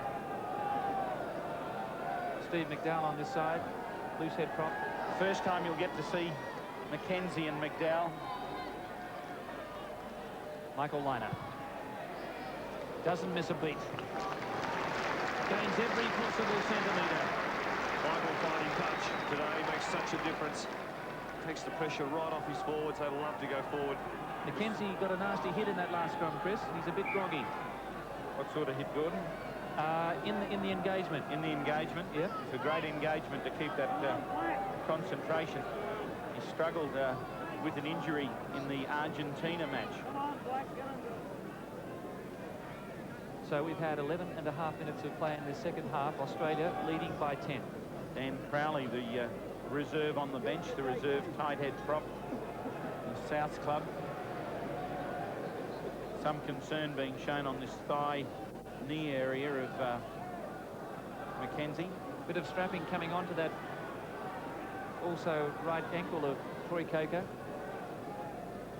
Troy the boy, the Oxford Blue in 88 and 89. And Dan Crowley from the Souths club, the detective from Brisbane. Well, all these reserves have supported well through this campaign. Trained hard at half-time. They're out there warming up, every one of them. See, everyone's eager to be part of this victory if they can get it. Yes, Dan Crowley, a proud member of St Lawrence's College, proud product of that school in Brisbane. Still warming up, but McKenzie is going to continue, and so is Coker.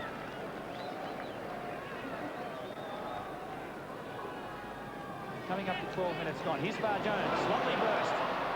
Back to Poitevin. Those Australian forwards are tight, but they lost it there. Well, that was unfortunate. It was Coker and Opahengawe, the back rowers, hauling onto Poitevin, but the ball was spilt forward. Unfortunate there. It was a perfect opportunity. Australia got over the advantage line behind the All Blacks. Here they go short side. Bishop.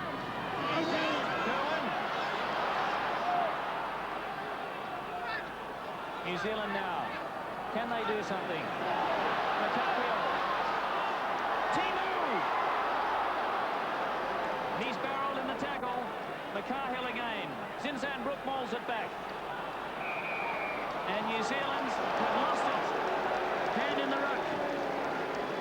Phil Kearns, sensational pace to break down Phil Kearns. Felt the swish of McDowell's boot that time. No fullback here. Campese chases. But a lucky bounce for Timu. The ball stood up. Michael Liner. He'll steady things down here. He's got Troy Coker doing his boot up on his left-hand side. He didn't get the touch. Crowley wants it. Alan Wetton. They're onside. Now he's run 5. Alan Witten steps up well. Australia in disarray here. It's a good driving kick. Line is there, though. Didn't find touch. This is Innes. Offering him go away in front. He was caught by Little. Australia making mistakes. They could pay. Here it comes for New Zealand. Kerwin. They went to no one. Alan Witten. Timu's collared. Shocking pass by John Kerwin under pressure. Pressure of the Australian backs forcing those errors. All Blacks had everything in front of them that time. They got good quick ball from McDowell. He's playing very well in tidying up. But the Australians keep coming forward. They're in a line and they're very focused on making the tackle and putting the man to ground. Their only options there is in a straight or bringing Kerwin in. Kerwin gets the ball, he overplays his hand, and they all hang off waiting for him to do something. And Timu on the wing is running in at Campese to try and force him to tackle, thinking that there's a weakness there, but Campese hasn't missed a beat McCall, today. a great jump there at the front. Minor doesn't get the touch. Oh, what a bouncer! This is Timu. Crowley says, I don't want it. Timu follows. They're all inside the 10 there. Sean Fitzpatrick. Parr Jones back up the touchline. This is Fox. Campese. Wanting to do something, and he kicks it down to the goal line. Thank you. Well, you wouldn't know who's got the win. Whichever was Bossing's back. The wind has died now. And Fox goes for the touch. 38 metres out from the New Zealand goal line. Points there to Australia. And all the gold jerseys were up close to the line, and all the black jerseys were back here where the line out is. Extremely important line out here. McCall won a superb ball at number 2. 50 metres downfield. We must be calling for a good ball here. He's the one that can match Witten and beat him. They got it. Parr Jones couldn't pick up. Gary Witten on the loose ball. Alan Witten. Zinsan Brook. Off the Hengawe, the tackler. Fox. Innes. Kerwin.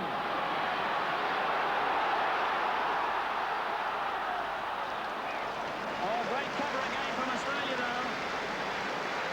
Timmy Warren. Kerwin really showing pace and strength there.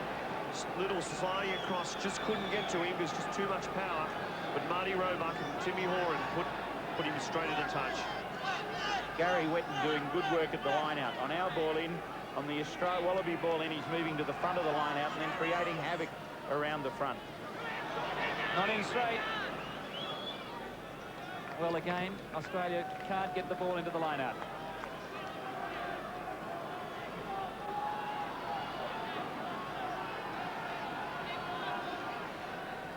Scrum wheels. Zinsan Brook. Bishop's there trying to ruck it back. This is low. Caught by Eales. Eales has had some big hits. Bishop. Fox. McCarhill. Oh, another bad pass. They're panicking under pressure, New Zealand, throwing it to anyone. Well, New Zealand gets the scrum feed, rather fortunately that time. Interesting decision from Jim Fleming. New Zealand going forward right before the breakdown, he said. The pace of the Australian midfield is worrying New Zealand's attackers. Bishop again.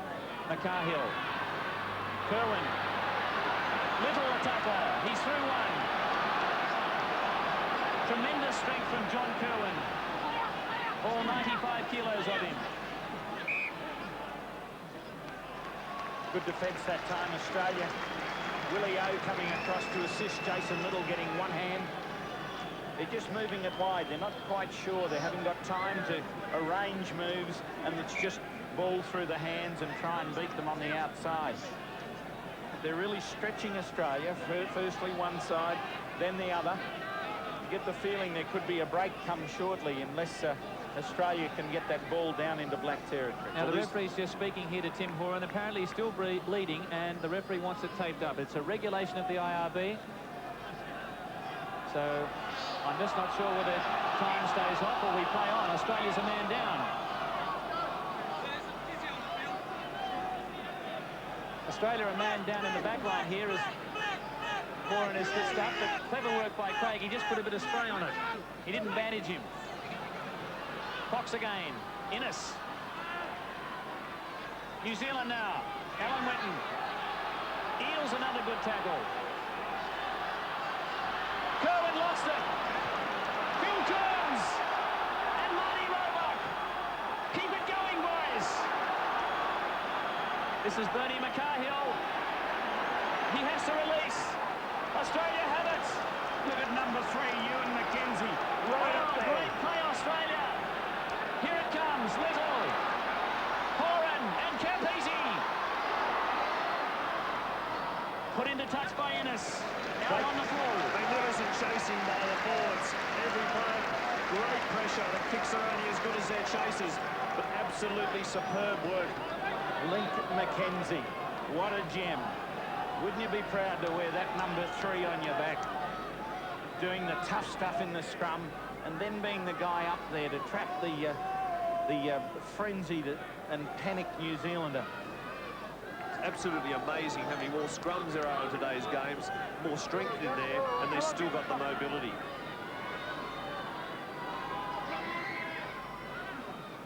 Par Jones to Liner.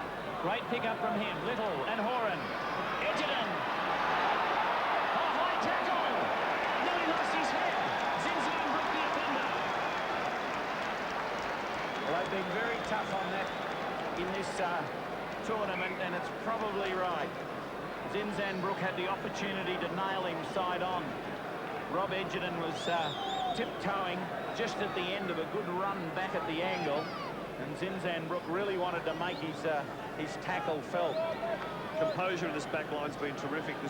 That ball wasn't terrific ball, but every one of the players was able to get back, reassess their position, consolidate, and Edgerton took it up always, making it available, establishing, and a very important kick here for Noddy.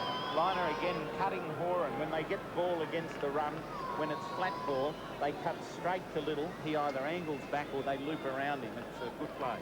Liner can put Australia back out to 13. Beautiful stroke of the ball. So 20 minutes of effort by New Zealand in the second half has come to nothing. Australia led 13-0 at halftime. The world champions, they're in black. They'll be back. They're not done yet, but they've got to get some continuity. They're providing balls for the back. They haven't used a back row option.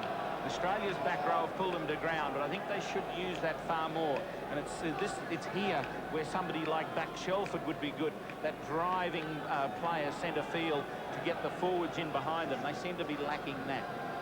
Well, New Zealand have to score 3 times now. They're 13 points down. 2 converted tries would give them 12. Plus they have to score again. And Australia's looking very strong. Gary Wetton. Carter, what a tackle by Willie O! And then Carter played the ball on the ground, but the referee didn't see it.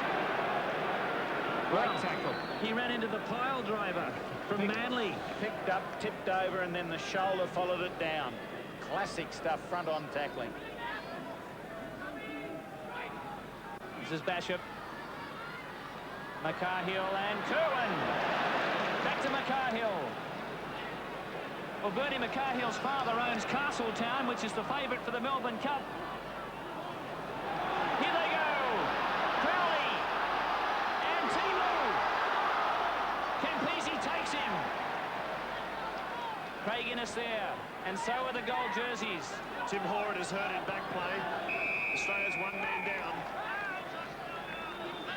Australia penalised for not allowing the ball to come out. There's Tim Horan. The ball was free at the back of the ruck, but Tim Horan is struggling with a leg injury, I think. Probably ankle. This is a critical kick for Grant Fox. If he gets this, New Zealand still have a sniff of victory. Well, line-outs back to 18-13. Australia have done better there, but rucks and mauls going New Zealand way, 39-19. The Still not able to use that ball properly. But Chris, it's the Australian defence that has been simply outstanding here. Just as they did at Wellington in 1990, they tackled New Zealand out of the game. They've done it here so far.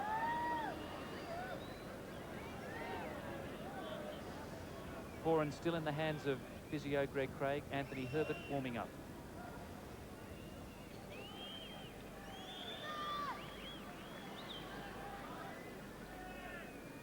Absolutely vital, this kick for New Zealand. He's missed it. And this is Campese. I'd suggest Tim Horan won't. He'll be going off. Herbert will come on. Not familiar to the inside centre position, but a good utility player, Herbert, can cover a number of positions. Richard Toms is the specialist inside centre on tour, but he's not on the reserve bench. Yes. Toms and David Knox, the only two Australians who haven't taken the field in this World Cup tournament. But if Australia happen to win the World Cup, they both get their gold medals. Eales was there. It was general play and good work there by Steve McDowell. He read that rebound from Australia. He's been one of their best. Grant Fox again. They've resorted back to the Gary Owen. Chance now for Carter. New Zealand with a try-scoring chance. Timu. Eales the tackle. Toe ahead, a knock on Australia. Good refereeing. Ball gone forward off John Eales' arm. But hasn't he worked well with the guy coming back and the guy punching off the edge? He's got great vision, John Eales. He wraps them up in a big spider-like tackle. But great tackle by Pointerman. He was the one who put the pressure on Timu that let the ball go wild. Here's Basham again, and McCarhill. Oh, close to some obstruction there from New Zealand. This is Innes, and they're looking for Kerwin. Crowley caught. Now they have a chance, but a tackle by Horan stops Innes. Australia have to regroup on the right. New Zealand go the other way. Alan Wetton. They still work the blind side. Crowley chips ahead. And that's back to the 22. Well, Kieran Crowley, little option there. There was no support for him. Good defence by the whole team. As soon as that ball goes forward, they are all moving forward and taking up the space, so that when New Zealand came back the short side, they were running into forwards who'd simply taken up that space. It was good work. Just like the third test in Wellington, offensive tackles. Come over the line, take the space of the New Zealanders.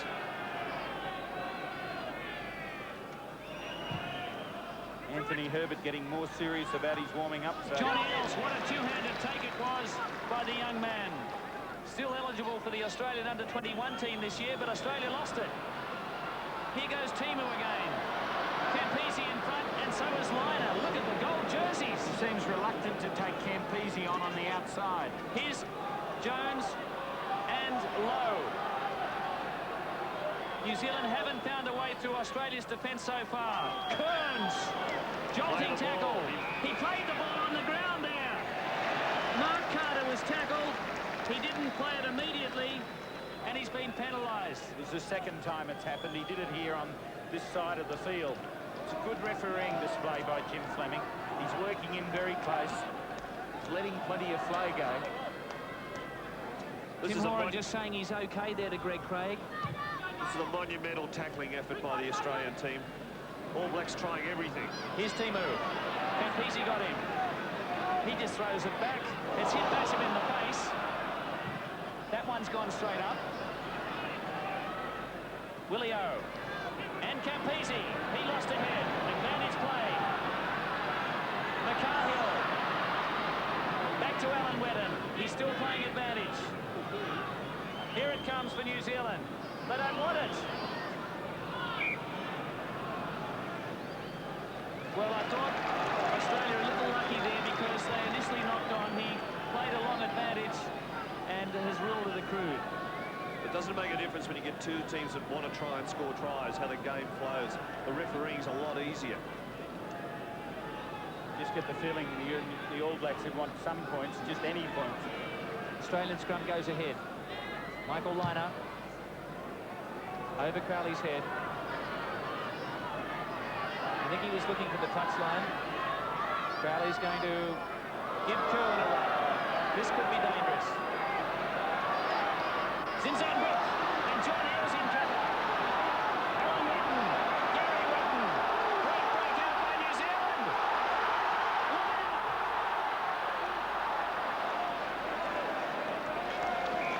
Oh, yes, wonderful. Counter-attack there from New Zealand behind their own goal line. Well, it only came from one chaser, and that was Campese. The Australians, as Bob Dwyer said before the match, you can't lay off on any part of the game. There were two chasers, but Campese went off his man and the switch came. The switch came down that side. New Zealand knocked on, they lost a head. John Eels is feeling his hip. New Zealand pack are feeling the intensity of the game too.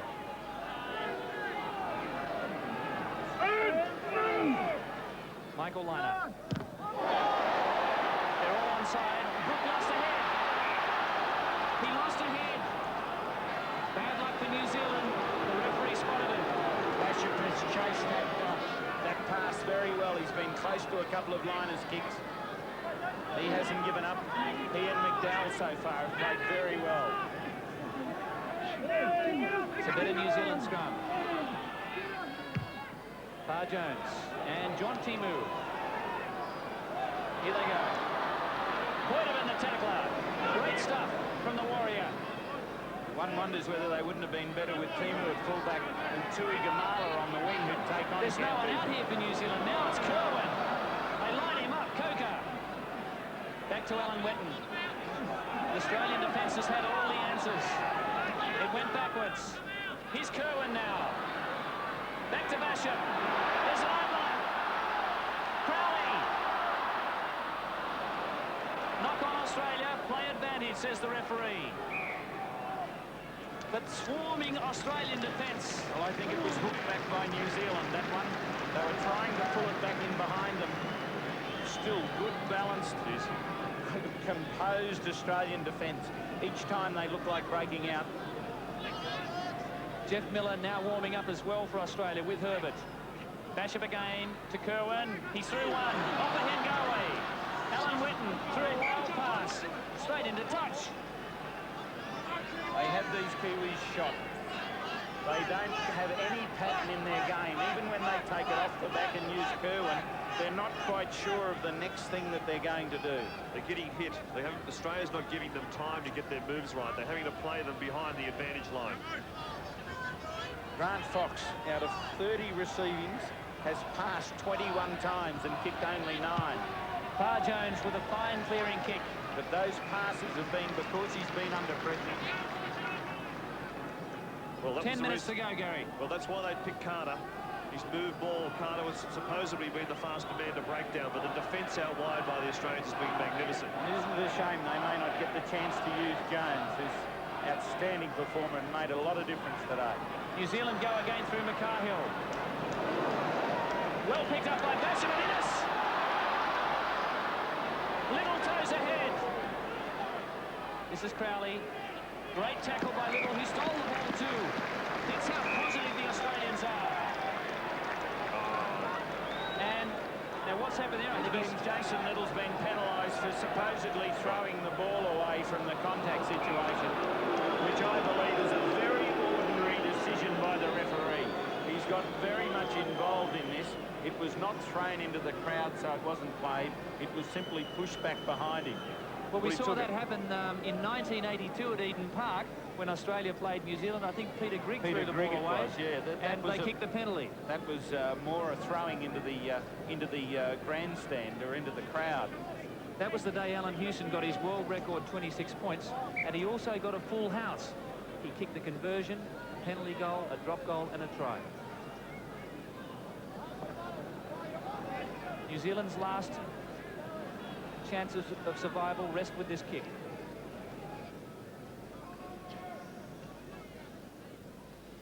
Nine minutes to go.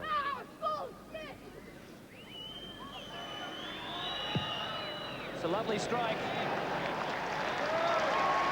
All Blacks are still in the hunt. Don't let them off. A crazy decision. Jason Little actually was ripping the ball as it went out, as he fell out.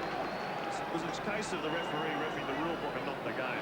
Well, the referee, I don't think Gary realised that Little had mauled the ball away in the tackle. Little was a step ahead of him. 7 minutes to go. That's allowing for injury time too. I just overheard the referee telling Jason Little. You must have good ears, Stuart. Especially when Australia's in front, Chris. Went backwards. Australia set up. Liner.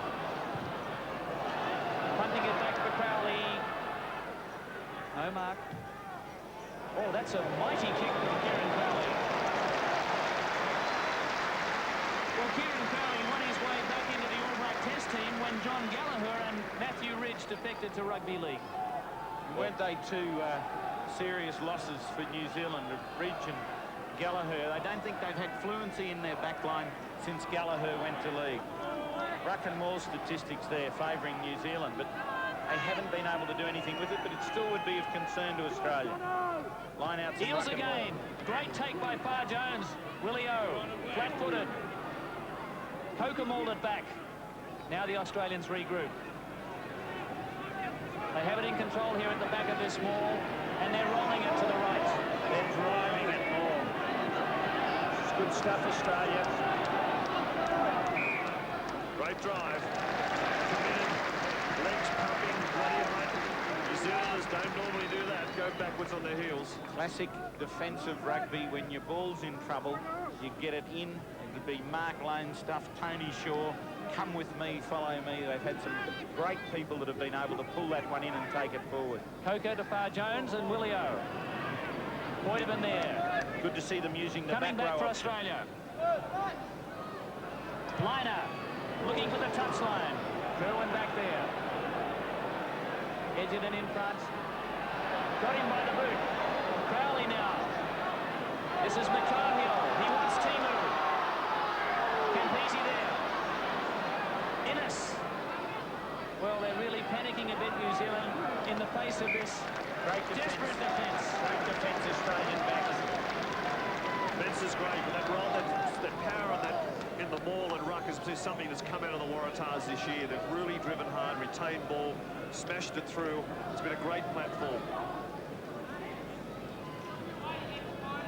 Queensland did a few rucks and balls as well, Gary. They might have retained one once or twice. Australia is very lucky to have two of the great provincial sides in the world, New South Wales and Queensland.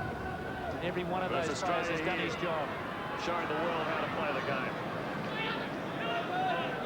Two wonderful tries in the first half to Australia. Campese in the thick of both of them. But New Zealand now have just about run out of answers. There's about 4 minutes to go. Richard Lowe right in front of the referee, uppercut to Coker. Couldn't even see it.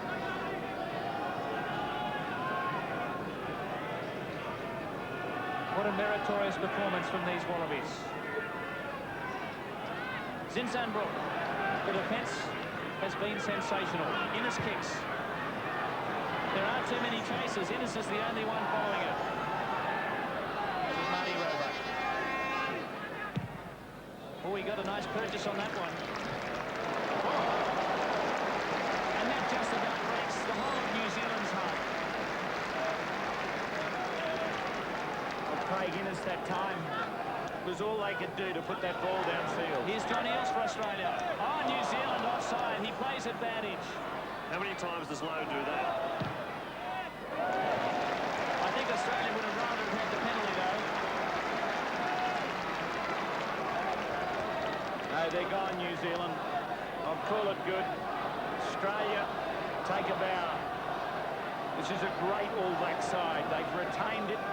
It's their heroes. It's their world champions. And they've been humbled. This is Bernie McCarhill and John Kerwin. He's been driven back 2 or 3 metres. New Zealand player came in from the side of the maul there. Innes and Zinzanbrook. Basham hurdling over players. He lost a head. Australian scrum. Well, New Zealand will bow out of the World Cup here. Extraordinary defensive performance by these 15-goal Australians. And the crowd are leaving. I can't believe it. Some are coming down from the crowd. They must be Kiwis. Troy Coker. Accidentally offside, says the referee. The crowd's starting to sing Waltzing Matilda. And that's fantastic. And there's a crowd of Australian supporters across on the far side that have been leading it. They're waving flags. Grant Fox and McCarhill.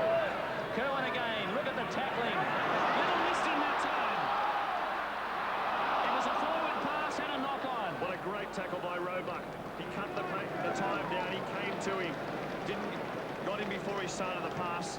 Fractured the fruit. As David Brockhoff would say, fractured fruit. I rang the Australian media liaison officer this morning, Greg Campbell, who's close to the team, and I said, what do you think, Greg? And he said, Australia by 10, unquote. Scoreboard, Australia 16, New Zealand 6. There'd be plenty of people on Fraser Island at the moment absolutely delighted with this performance by Australia. They're all around Australia, offshore on the oil rigs, the South Pole, the North Pole, whichever pole they're on. North Katoomba. Stan Pilecki, the pole, everyone, they'd be delighted. Well, even Pope Paul, because he played for Poland as a rugby player. That's the ultimate pole, isn't it?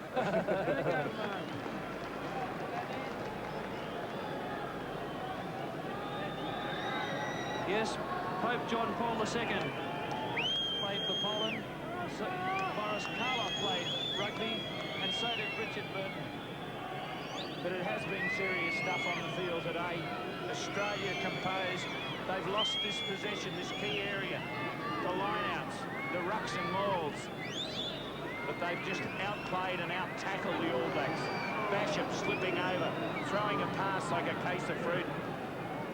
New Zealand dive in, knock on by Basham. Well, that's the final ending. No, that's it! Australia is through to the World Cup final against England at Twickenham next Saturday. Magnificent Wallabies. 2 tries to 0. They led by 13 at half-time, and they finished 10 up. Sensational play. Absolutely magnificent. Absolute stunned silence. There's a big area of the top grandstand on the far side of the field. They haven't moved. They are stunned. They can't believe that their champions have been beaten and will play off for 3rd or 4th place. They are no sureties of beating Scotland in Cardiff, Gordon. The way they've played today, they'll have to get it together far better. They made a couple of crucial errors in putting their team together. I felt Henderson was a better option than Carter, but not that he was their worst. But gee, it's really showed the world what the Wallabies can do. Great unbridled joy here for the Australians, but you really must save the thoughts for New Zealand too, because they have dominated international rugby. This is only the 3rd test match they've lost in the last 5 years, and all of those losses have been to the Australian team.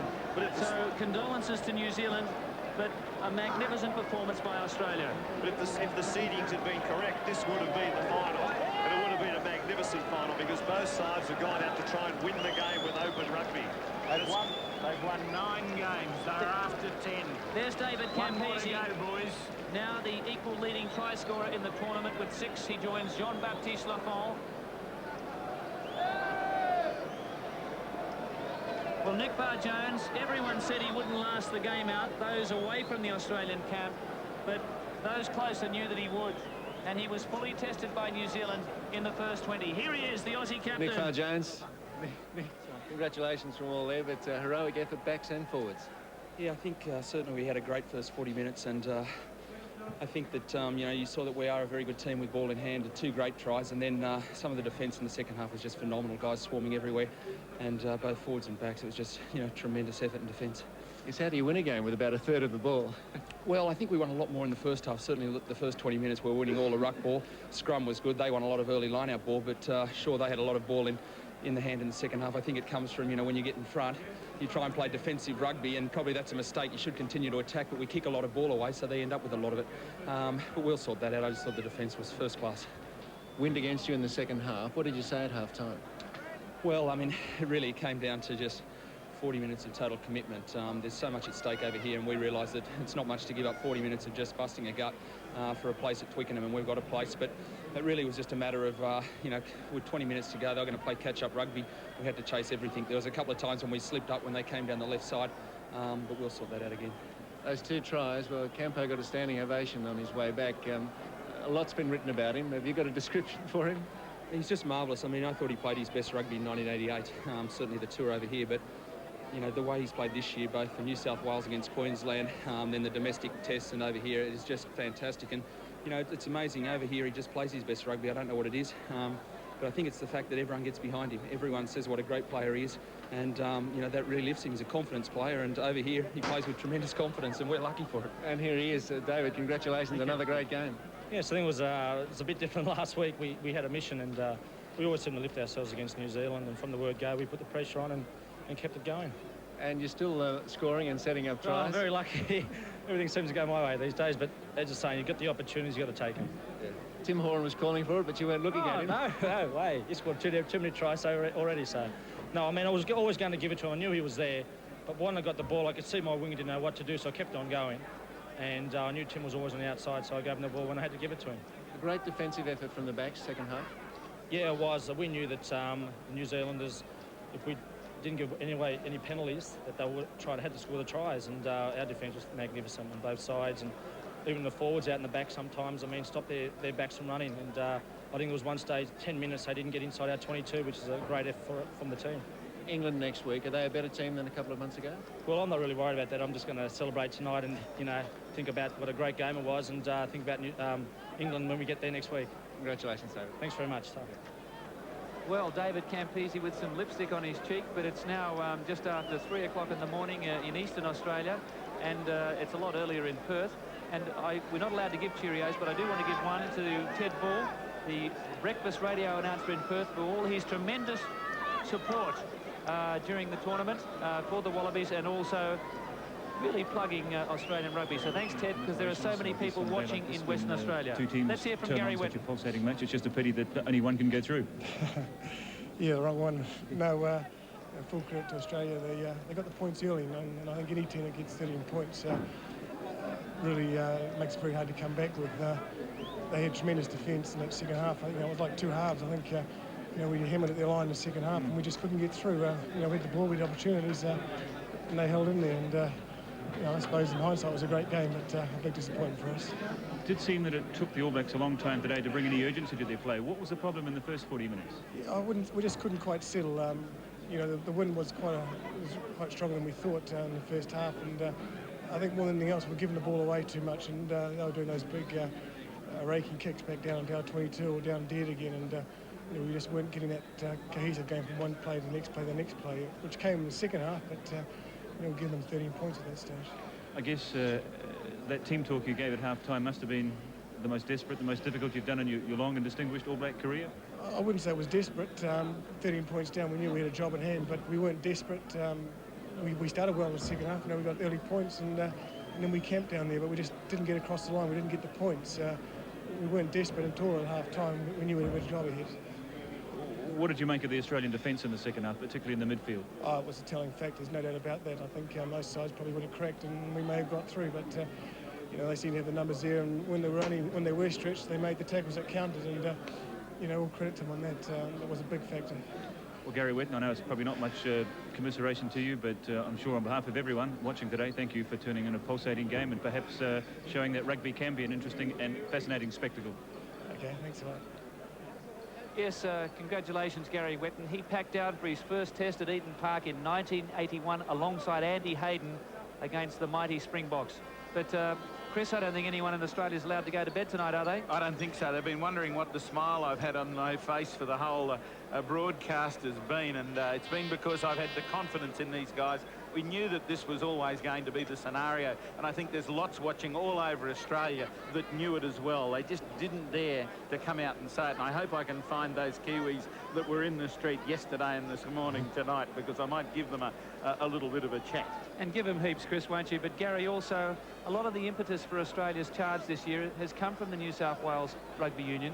Their unbeaten 10-match run, and a lot of credit goes to you, so you must be pleased. Oh, it's very pleased, but I'm very proud to be an Australian today. That's the most important thing, and everyone's pulled together for this to work, and they've peaked at the right time. I really think they knew they could win this World Cup. Was in those last couple of minutes against Ireland. They knew when they wanted to exert the pressure they could do it. It gave them the confidence, and they did it for a full 80 minutes today. And well, England, if they're sitting watching this today, they've seen a team that goes out and wants to win the game, not try and lose it. Yes, the team that wins is normally the team that makes it happen, not the team that lets it happen. But we'll see what happens at Twickenham. But before that, of course, we have the playoff, the third between Scotland and New Zealand. OK, the first Australian try. Let's reflect on it now. This was a great try. Michael Larner takes the ball up centre field. He isolated himself from his support, and he was hit with all the forwards coming over the top. And Campese said it in interview. He just kept going. He knew he had Kieran turned around, and boom, over. Yes, what a start by David Campese. That was his 6th try of the tournament, and just let me check my figures. That was his David Campese's 46th try in Test matches, which of course is the world record. So a magnificent performance here by the Australians. And for those of you who will still be awake later on in the day, 6 o'clock Monday time around Australia, you can see highlights of that memorable performance from the Wallabies. There it is, 6 o'clock Monday night in Australia, highlights of Australia's great win over New Zealand. And I'm sure everyone that watched today or tonight would be watching again. And there's the playoff. Check your local guides for the telecast times. Scotland versus New Zealand. Australia went through that back in 1987. They had to play Wales in the playoff. And England-Australia. Well, maybe the English will be regretting that they sent Captain Cook out to Australia. Let's hope so anyway. But great scenes here at Lansdowne Road. Goodbye from me, goodbye from Chris, goodbye from Gary, and you beauty, Australia. We'll see you on Wednesday.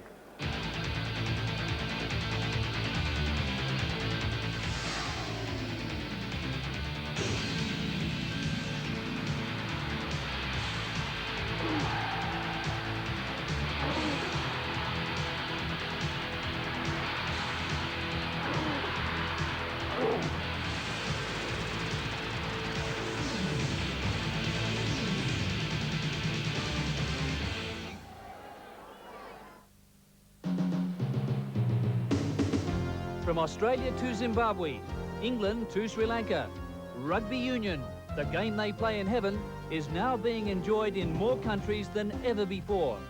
With the World Cup in progress, ABC Books has released the Encyclopedia of World Rugby. This magnificent publication details all aspects of the game, from its origins through to the modern era, and includes information on over 100 of Australia's greatest players.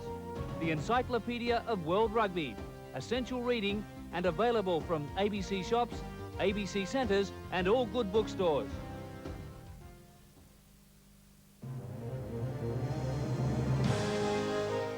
Well, that brings our programmes to a close for this evening. But before we go, let's have a quick look at tonight's viewing on ABC. At 8 o'clock, the Boswell family return in a brand new series of the popular comedy Bread. Then at 8:30, Four Corners investigates Australia's chemical disasters. Are we aware of the dangers of highly toxic substances? Don't miss Deadly Chemistry before Media Watch at 9:15. At 9:30, more original humour from the young ones. Then English Soccer, our arts magazine review, and more comedy in You Must Be the Husband. That's tonight's viewing on ABC. You can hear more details about our programmes for Monday on the ABC Programme Information Line on 0055 22 336. But for now, on behalf of all of us here at ABC Television, this is Deirdre Brennan, wishing you a very good night.